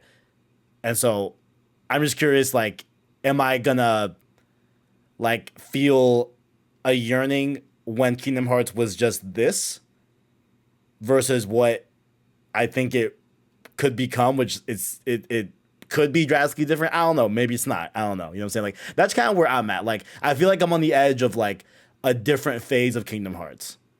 Yeah. What do you guys think about that? Yeah, What I'll That's all I got. say is, so the next game we're playing is 358 over 2 days, indeed. and I think that game takes place during Chain of Memories, leading into Kingdom Hearts 2, and that game very well may want you to replay Kingdom Hearts 2. I'll say that, but I'll also say that like while it does take place in the timeline of Kingdom Hearts before Kingdom Hearts 2, there's plenty of reasons as to why it came out after Kingdom Hearts 2 from a narrative standpoint. And that's like Kingdom Hearts 2 in the timeline, like, so including 358 over 2 days in its timeline, once you eventually play it, think of that as like the end of like the first half of this Xehanort saga. I would say, like, I don't really think that there are 3 acts in this game. I think there are 2. It's like it's split into 2 parts, and I think that it ends with Kingdom Hearts 2 in the timeline, and then and then the next games after we're done with 358 will be the second half. Okay, so think of it as I'm like not this quite is at the like- edge. Okay. Yeah, so it's just like Okay. this is like a tease of what's to come, and the tonal shift, the things that the series is going to introduce for the second half of the arc is going to begin in this other game that will take place after 358. Interesting. But Very I interesting. think your feeling, I very much understand it. I Yeah. think, yeah, Cam's right. I'm curious to see what you think after 358, but in terms of feeling like you're sort of at the end of a thing, I very much understand and think I felt that way too when I was playing them. And I think to Alexa's earlier point, there is a sort of shift we'll get to when it comes to the Disney of it all kind of after this point as well. But yeah, that's down the line. Yeah, because like I felt like distinctly different beating Kingdom Hearts 1 versus Kingdom Hearts 2, right? And like I'm not gonna say like neither one is worse or better than the other, but with Kingdom Hearts 1, like it was very much a feeling of like, okay, no, like this is still like an open book. Like we like still have more, and like the like there's clearly like like 100%. a very much like table setting of like the next phase in the story, as opposed to this where it's a little bit more focused on, at least like from like a new player's perspective, like of just King Mickey's letter and these secret movies that like I have a hard time like connecting with right now, but like I understand are meant to just be things that are very much not supposed to make sense to me yet, and they will make sense in the future. Yeah. So that's where kind of like I'm at. So like I think that's what it is, and like I won't say it's bad, but it is. I just felt very different beating Kingdom Hearts 2 versus Kingdom Hearts 1. You know. For sure. Yeah. All right. Let's get into the nitty gritty of Kingdom Hearts 2. Alexa, again, you wrote a book. I'm sure you have plenty of things to say. What are some themes in Kingdom Hearts 2 that really hit home for you? So, I want to talk about Riku first, because we spent so much time talking about Riku in Chain of Memories. And Kevin, now that you've seen sort of the culmination of the first leg of Riku's journey, I think you can kind of maybe see more a little bit why sort of, I guess, Cam and I have this such deep affinity for his journey and why we're so hype on his journey. In Kingdom Hearts 2, Riku spends the entire game running away from Sora. Like he comes and like you see him like, for example, in the Land of Dragons, you see him like he kind of like helps on afar but like won't come near, and the whole time it's teased as like he's wearing an organization coat, so you think, oh, it's one of them, something nefarious is going on. But that moment in The World That Never Was, when Kairi puts their hands together and is like, no, it's Riku. There is no, like, if you compare his reunion with Kairi, where they kind of just hug each other with his giant weird hands and are like, oh, this is real. Like that was weird. Like, we're together again. It's so nice. And they have this like really nice moment. But when he reunites with Riku, he literally falls to his knees and is sobbing, and he just keeps saying, I looked everywhere for you. Where were you? And Riku says, I didn't want to be found, because at this point he has tapped into the darkness inside of him, and as a result has taken on Ansem, the Heartless Ansem's form, and he doesn't want anyone to see him that way. And for me, I saw that, given Riku's whole journey, as an allegory for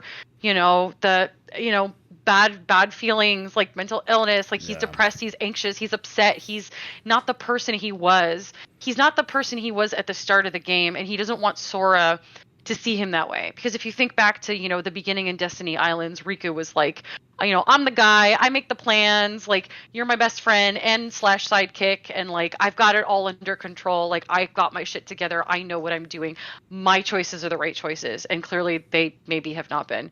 And so we really see the culmination of that journey where Riku learns he didn't have to run. Like, Sora will always love him no matter what choices he makes, no matter what he does. And I think that's such a powerful message, because when you're fighting, like if you're looking at the surface of Kingdom Hearts 1 and you see Riku's choices and you fight him and he's with Maleficent and all that stuff, you kind of think like, oh yeah, he's the villain, like he made his bed, now he's got to sleep in it, okay. But if you really think about it and you really look at what happens in Chain of Memories and what happens in Kingdom Hearts 2, and again, you will see a lot more of this moving into the series, it's less a redemption story and more just a story of someone who is very complex and who has a lot of really deep feelings about his place in the world and where he wants to go, and his place in relation to his friends, and how he feels like he's responsible not only for his destiny but even perhaps those of others. The way he's super protective of Kairi, the way he feels so strongly about Sora not seeing him as Ansem. And that for me, I think, is one of the biggest themes in Kingdom Hearts 2, is that feeling of, like you were saying earlier, Cam, like male camaraderie, friendship, brotherhood. It's why, like, to me, I never felt like the romance or whatever was going on between Sora and Kairi worked, or that it was really the focus. Like, to me, it was always about this bromance between these two dudes. Like, it was their story. It's about them. So and then you see echoes of that as well in Axel's journey, because Axel really wants Sora, Roxas within Sora, to see him as who he is. And so Axel makes some questionable choices and puts himself out there, and, in the end sacrifices himself for Sora, not necessarily because he has, developed a huge affinity for Sora, even though he does, but because helping Sora also helps his friend. So there's these themes of like sacrifice and wanting people to see you a certain way, not wanting them to see you a certain way, but ultimately accepting that they will accept you no matter what. Yeah. I want to know who hurt Nomura. I really want to know, because this theme of like friendship and bonds and stuff is run so deep with these characters. Yeah, and I think kind of what you were saying with Riku and the idea of him not wanting to be seen like the way he is, because like last time we saw him there was like this sense of optimism, right? Like he's going down his own route, things are like looking up, and then you get to Kingdom Hearts 2 and it's like, no, things have not gone the way that you think they would go, and he's struggling with this again. He's like kind of struggling with this new kind of sense of identity, and I think that when you mentioned, Alexa, that he doesn't like want to be seen like that way, and just the way that like realizing that like like he knows that he has his faults, but again when they just have that conversation at the end of the game, like one that just like hits so hard for me is just like like, I have something that you can never imitate, and then Sora says, what's that? And it's like, having you for a friend. That hurt, and then he's really like bad. That hurt really bad. And he says like, I have something that you can never imitate too. And and like I guess that means I'm okay the way I am, like because like they're two friends that want parts of each other, like they want to have aspects of each other that they don't have, right? Like Sora wants to be like the confident like leader, that like vibes that Riku gives off, and Riku wants Sora's like optimism and kindness, and they're like, again, like just Riku, like basically them both admitting that they're jealous of each other, and like all these, just laying everything out on the table is something that makes them realize, I think, for themselves, that similar to what Sora said, but I think it's said for Riku as well, that they are okay as who they are, and I think that's just really powerful, that like I feel like you have these people, everyone has people in their life that they're just like, man, I wish I was like them in this way, but but they still like you for you, and it's just like, maybe I am okay who I like as I am, and I should just like try and be be a better me, and just I just think that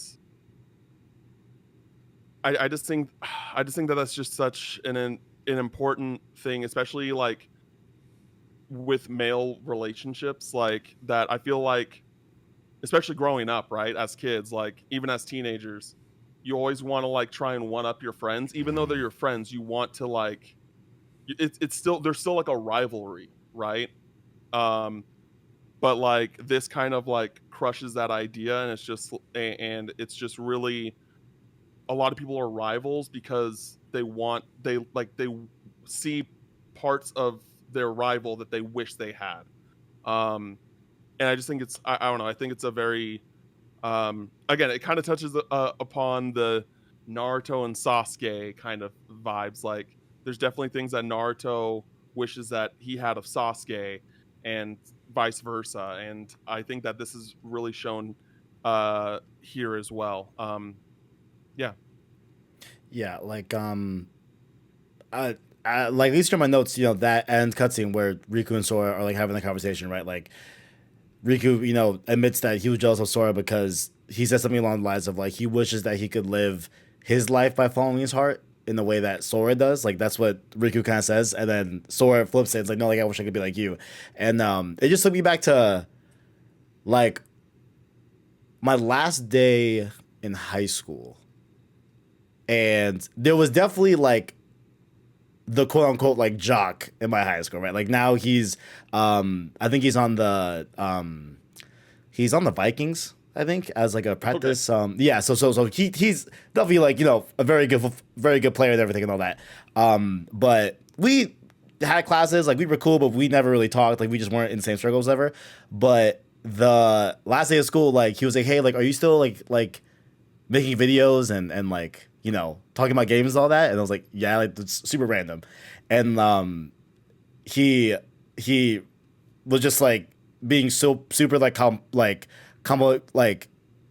complimentary, and was like, that's something that like I always wanted to do, but I was just always so busy with like football, and like I never got a chance to do that. It's like but like having the step back of like, oh, like you wish that you were doing what I was doing when you were like the high school football star, and like, you were like not 1-to-1, but like you were like a little bit of that like cliche jock thing. Like it took me back to that, and like it showed me a lot about in that moment of like the complexities of like, I never thought like he was a bad guy or anything like that, but like it just showed me that like, like,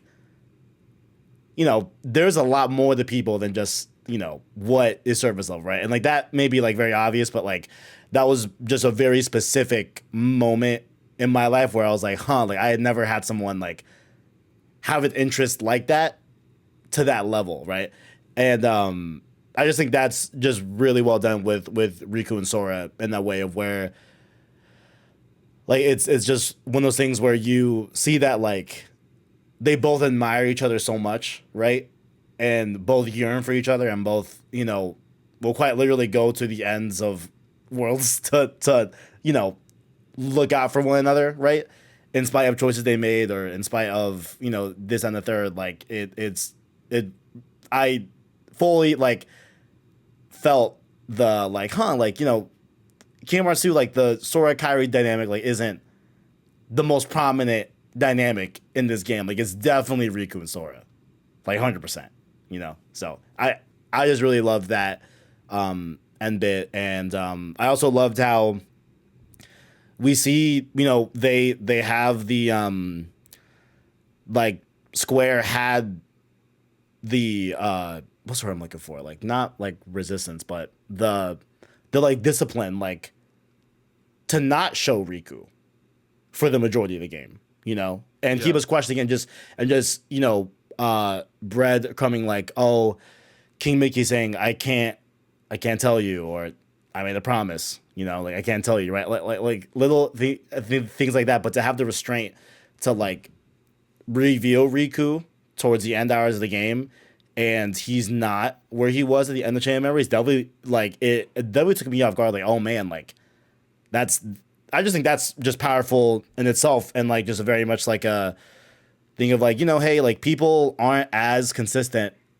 as they seem in terms of like how are they feeling, right? Like even from like a day-to-day thing, right? I know there's obviously things that like can change that. There's certain attributes that people have where that is a bit more of like an extended thing, and something that is a lot more stronger than the average like, oh, late to work, bad day, or whatever, right? Like there's definitely a lot more depth to those aspects in life, right? But I just like that I just like that they were able to like have this meta thing of like Riku isn't doing great, you know? Even though we last saw him and he was willing to accept and use the darkness inside him as a means to a good end, right? And like wield it for himself and for his own will and not have to let it define him, right? And we just see him struggle with that here in this game, and I just love that they had the restraint to let us like sit on that and reveal that in the later half of the game, so definitely like Riku in this game a lot for sure. Definitely. I'm also gonna say just like Riku's like general design in this game is so good. Like Bro. so good. The long hair, which apparently Tetsuya Nomura said recently that he cut his hair for Kingdom Hearts 3 because people complained about his long hair. I'm like, who complained? I don't know. I thought I love his I fit. didn't. I love the use of yellow because like you don't really see that very often with characters. I just gotta shout out Riku's look in this game is very good. Big ups to Sora's fit too. Big fan. Oh yeah, Sora. Oh yeah, Big fan oh, of yeah. Sora fit. Definitely. Big fan. Jonathan, you have anything to say? Yeah, I just didn't want to interrupt everyone. Oh yeah. No, please. You get emotional. Nothing's better than someone just jumping in. But no, I think rather than going over everything you all were saying, I think so well and put together so much of what the sequel really extrapolates on from the first game and really builds upon in beautiful ways. I think for me, another thing that the game does and then becomes so important to the rest of the game, or to the series, excuse me, is something we were talking about a little bit earlier with Roxas and everything, and it's the exploration of just like of identity of self and selfhood and the what it means to exist, and I think the ways it dives in to that with the organization in particular is really interesting, and I think the way it opens it up here, and we continue to get there, and so I don't want to like go too deep and accidentally spoil anything for Kevin and listeners' sake, but I think the ways it begins to unravel that in deeper ways than the hints of it and Chain of Memories that you get with this villain group, I really have stuck with me so much from when I was younger into now, and I think just the concept of a Heartless and a Nobody splitting off, and then what agency does a Nobody have versus a Heartless, and then especially these particular Nobodies, and what are they seeking, and what do they feel, and is that real, and is that authentic, and how does that matter to the real self, and all of that. I think for me sort of like broke my brain as a kid and sort of made me think about what is ostensibly something that I came into because I really love Disney movies, and think of my identity in a way that I really hadn't before. And I think the ways to which it does that, and again, I think I'm being more vague just to make sure I don't spoil anything for the future, but I think the ways it addresses that and starts to get into that with 2 is really fascinating, and I think for me a real through line of what I've loved about the series and the way it interrogates those ideas of what it means to exist and what it means to have your own wants and feelings. And we were saying it earlier with Roxas, sort of realizing that he wasn't in control of things, and what that really means for him and for other characters as the game and the series goes on, I think are some of the coolest things that have drawn me to the series in the long run. Awesome. Man, this game's so good. But one thing I do want to, well, first off, there's actually a few things I wanted to bring up really quick. One, I would be lying if I have to say that, I did get a text message from Kevin while he was playing Kingdom Hearts 2. Which one? When he ran into Riku finally. It's just him with the blankest face and just one tear. And I was just like, yes, sir. Yes, sir. That was beautiful. It's just like, he's getting into the good stuff now. Yeah. I just love that, like, once you're done with the part 2 of going back to each world and you get past the Hollow Batch and stuff, and like you like have that like what seems like 4 or 5 hours, maybe even less than that. It's like that's some stuff that like, yo, you don't want to stop. you know, like nope, you want to do that whole thing through. So I just love like the way this also like I want to give a big shout out like just like overall like even from you're looking at like each portion when you're looking at the Roxas chapter in the beginning to the end bit to everything else in between. I feel like this game like has such a good pace to it where I never felt like I was in a singular world like a little bit longer than I wanted to, right? I just feel like overall like they had a really good pace to it. And even when you go back to those revisits, like it is shorter. And Yeah. I just like this game's general pace because I feel like we saw like so many different worlds in this one truncated like I think it took me like 35 hours to beat.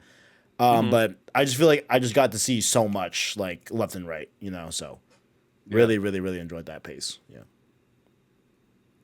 Yeah, and another thing I wanted to mention, I wanted to ask you about, Kev, is what were your thoughts when you found out that Naminé was Kyrie's Heartless? Nobody, sorry. Yeah, that was a big one. I didn't see it coming. There was a little hint when you first see them together, and I had not seen the like resemblance.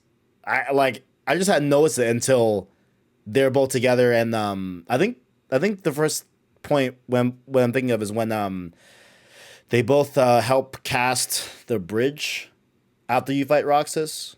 Is that making because I'm forgetting like the names of worlds, but they both do something to help this bridge manifest that helps that helps Sora go to like the end game stuff in the world that never was. It's like directly after the Roxas fight. That's when I was like, oh, okay, like they look oddly similar, you know. And then that unveiling of Naminé being Kyrie's nobody, right? It's nobody. Yeah, so now, but because I know when you get turned into a Heartless, a nobody is also created. Maybe I'm having a horrible memory, but I can't remember if Kyrie ever became a Heartless. Am I having an embarrassing memory thing? The key, like like the key that it used that stored all the princesses' hearts, like special properties, Nomura bullshit, like it's just like it's not relevant to them because they're the princesses of heart, and there's like a special key that was like holding their hearts. You know what I mean? Oh, does that make sense? Okay. Interesting. So, but it did create a nobody, if that makes sense. So it's like think of it as like the process of creating a Heartless without there actually being a result, but the nobody still exists, still happened. Right. Welcome back, everybody. Sorry we had a technical difficulty, but we're back and we're gonna continue our conversation. But we were talking about Naminé being Kyrie's nobody, and our Kevin's thoughts on that, and it happened when Sora freed, like he basically sacrificed himself to turn into a Heartless, and so that's basically when Naminé technically was created. As right. same as Roxas. But Does that make them siblings? No. Let's not get into that. That's not how that works. I also like that. I mean, I like that end bit where we have Sora and Kyrie, and then Roxas and Naminé having a conversation. Like I thought that was a cool bit too. Yeah, like this is. Yeah, and everyone's all here. Sora didn't know anything till the very end, and that's like the thing that like I think even more enhances the idea of the story. Like the story is about Roxas at the end of the day to me, and I think even more as to why I feel that way is like I would argue that Roxas is like the fan favorite in the series. I think that like I feel like whenever there's Roxas merchandise, it sells out, and I don't like almost immediately, and I don't see that with even Sora, you know. So for me, I think that like Roxas is kind of like the fan favorite of the series, and I think it's because of this game and like again like what he went through and like what that like the story revolves around him. And yeah, I think I think the ending is just like again personal opinion, but I think this game, like the opening cinematic of this game, is like the best opening to a video game. I think Sanctuary is definitely better than Simple and The Clean best one. for sure, Mhm. 100%. Jonathan's looking at it like, disagree, but Well, okay, I'm gonna hold my ranking for now. okay. Yeah, Sanctuary like is so good. I will say when Um, the beat drops, like when it oh like yeah, it does that Bump, like kind of bump, yeah. bump, ba-da-da-da. Mm. Yeah. Yeah, that is Best the part. like especially with top the especially with the cinematic and how it Yeah. like drops right when like Sora's feet land on the ground. Oh my god, so good.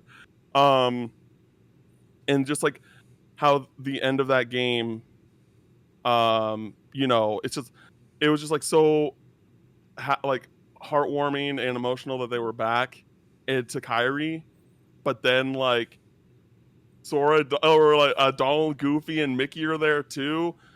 Like that caught me It's so feel off good. guard, and Who it holds just Mickey up? It's just like oh yes, it's Yeah. so cute. stuff. And Good it's stuff. just so and just like seeing how much. Also thinking about like everything that Donald and Sora went through, and just how happy Donald was to see Sora. Also, just like was like, man, and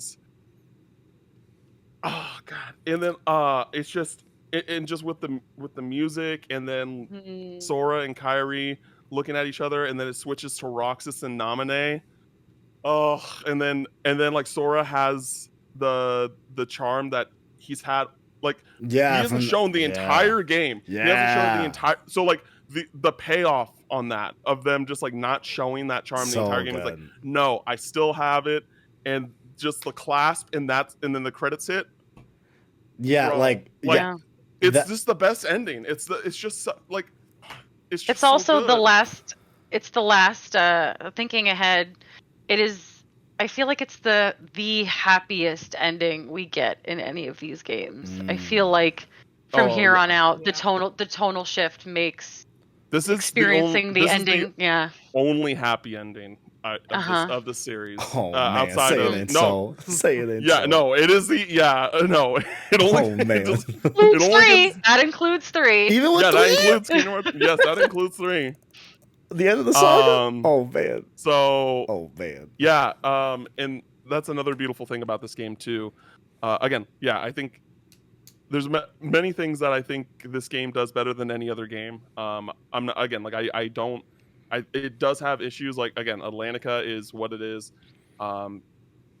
You know, not having to like do all the worlds to beat the game, I think is very odd. But I have like zero complaints with the combat. I'm just like I love the characters and the stories, and it's just still like holds up so well. And I just like I think if you like you think back to the like JRPGs of that era, there's very like of the PS2 era, there's very few that are like still are good to this day.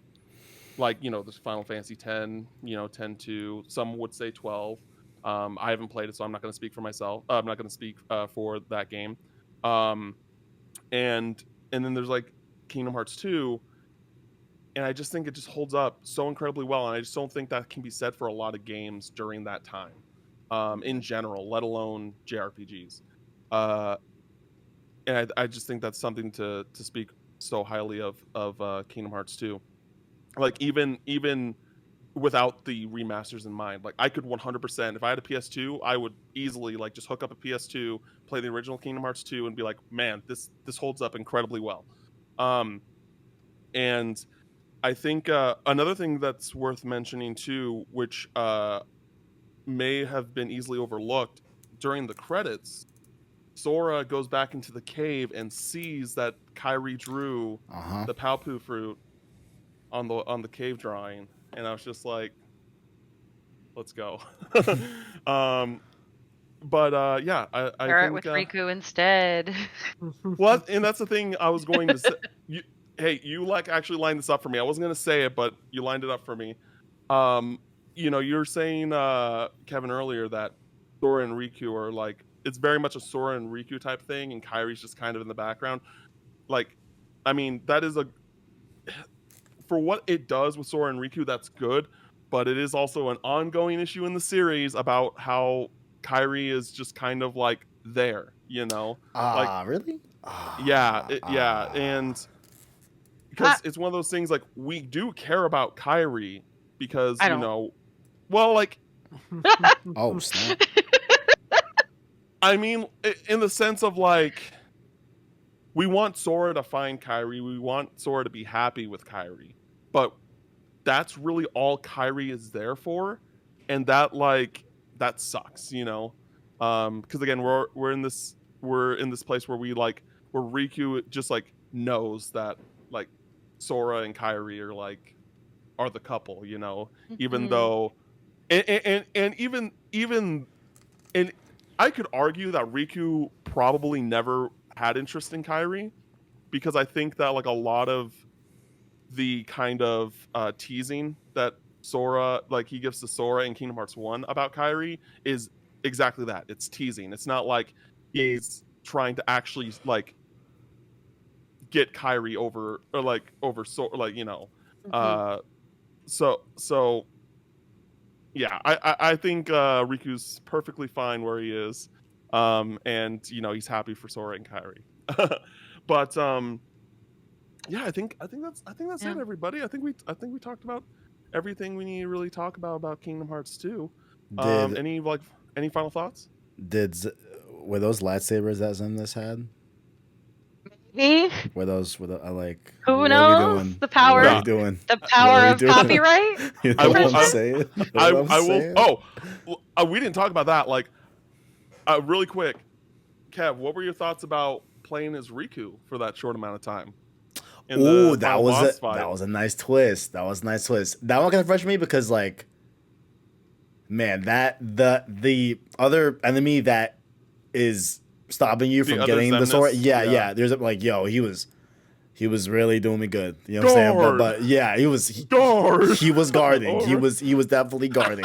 He was definitely guard of the year. But yeah, that was I almost wanted to be more. I'm like, I mean, come on, guys, like, why not? Yeah, But yeah, like I thought for a moment like I was gonna be Riku for the rest of the boss fight. But I definitely did like, that little bit of gameplay we get from Riku, yeah. definitely did. No, Definitely did. yeah. I just love the fact that just that final boss fight is just Sora and Riku. Like, It's real good. It's a real good end boss it fight. just Yeah. makes so much sense. And I'm not gonna get mad at I'm not gonna call out IGN on this podcast about Uh-oh. not having Zemnis in the top 10 best final boss battles Oof. of all time, instead of I Shade. thought you were gonna. I thought you were gonna go to the review, and I was like, I barely. Oh, exist. oh my god! I actually looked that up recently. I was like, "What did IGN give Kingdom Hearts 2 review wise? 7.6. Are you kidding me? 7.6? Six. How about they- 10 out of How about 10 out of 10? I don't know. That was until I worked there. That's why no one ever wanted to go to IGN for Kingdom Hearts coverage. It was sure a fun time when I came in. I was like a Kingdom Hearts fan. I'm here, and everyone was like, "No, you're not. You work for IGN." I'm like, "I'll prove you wrong. Don't you worry." But no, yeah. I mean, hey, I didn't. I wasn't part of that meeting for the boss fights either, so don't get mad at me. Yeah, no. I'm not. I wasn't calling you I know. out. I'm kidding. Okay, so last thing before we wrap things up, I'm gonna start with Jonathan. Jonathan, the year's 2022. If you were to review Kingdom Hearts today, would you give it a 10 out of 10? No judgment. I would probably go for, on our current IGN scale, I'm gonna go with On that. your own personal scale. It doesn't have to be an IGN scale. Your All own right, well, personal scale. I The would Dornbush probably, scale. I'd probably go like, if I was reviewing it back then, I'd probably give it a similar score. But I guess I'd Okay, probably that's give it a 9 pretty easily. Okay. I think, yeah. Alexa, the year's 2022. What would you give Kingdom Hearts on a would you give Kingdom Hearts 10 out of 10? Yeah, because I have absolutely no shame, and it's my favorite one. Yeah. No, it's okay. Yeah, It's okay. fully. That's what we're here for. Fully, That's what Nice. we're here for. fully. I'm corrupt. Fully. Kevin, you've just played Kingdom Hearts 2 Indeed. for the first time. Indeed. I in literally year did. Yep. 2022. Indeed. On your own personal scale, what would 20 you years. give Kingdom Hearts 2? Oh wait, is it 20 years to the? No. No, right? No, No. not to the It's a- day. Yeah, it's the 20th anniversary, but it's not the 20th Yeah. anniversary of Kingdom Hearts 2. Gotcha. Sorry, I just had an existential crisis. You should go ahead. You're okay. I think I would go like 9. Honestly, I think we'll go 9. You know what I'm saying? Like, All right. Yeah, like Okay, so we yeah. got two 10 out of 10s. We got two 9 out of 10s. 9.5. It's a 9.5. No, Look at that, no, bro. 9.5. that's Something like not that, what I'm right? I saying, think- but like, what? What'd you say? What'd you say, Kev? No. You're good. Oh, okay. So yeah, but we all think very highly of this game. Next time IGN updates their top 100 games, it needs to be on the list. I'm just saying. And yeah, we love Kingdom Hearts. We love Kingdom Hearts 2. And next up, we're whipping out our trusty old Nintendo DSs for Kingdom Hearts 358 over 2 days, where we are going to learn the story of Roxas, Axel, and a new character named Shion. Interesting. Who that character is, we'll just have to wait and see. But until next time, Jonathan, where can people find you? You can find me on Twitter and Instagram at JMDornbush. And then, of course, you can always find me every week on Podcast Beyond, talking about all the newest PlayStation stuff. Alexa Ray, where can people find you?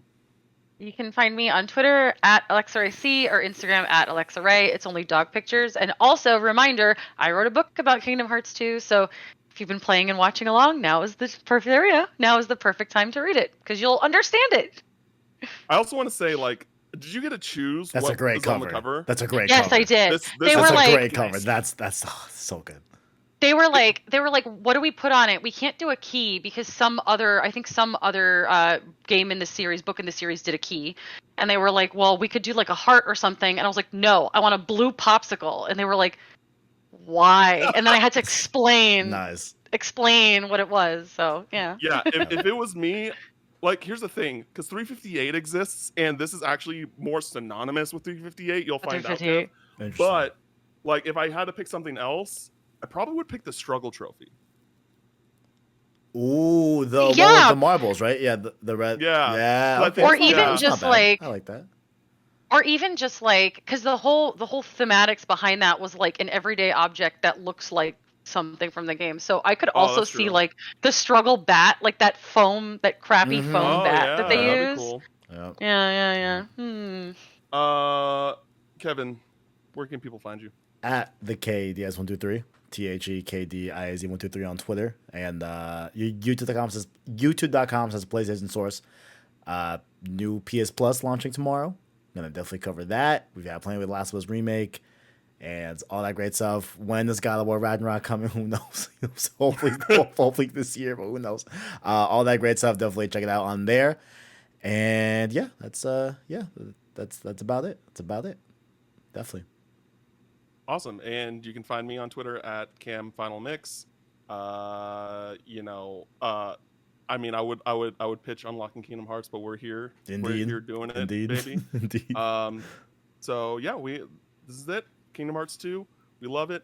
And 358 over 2 days is next. But until next time, may your heart be your guiding key.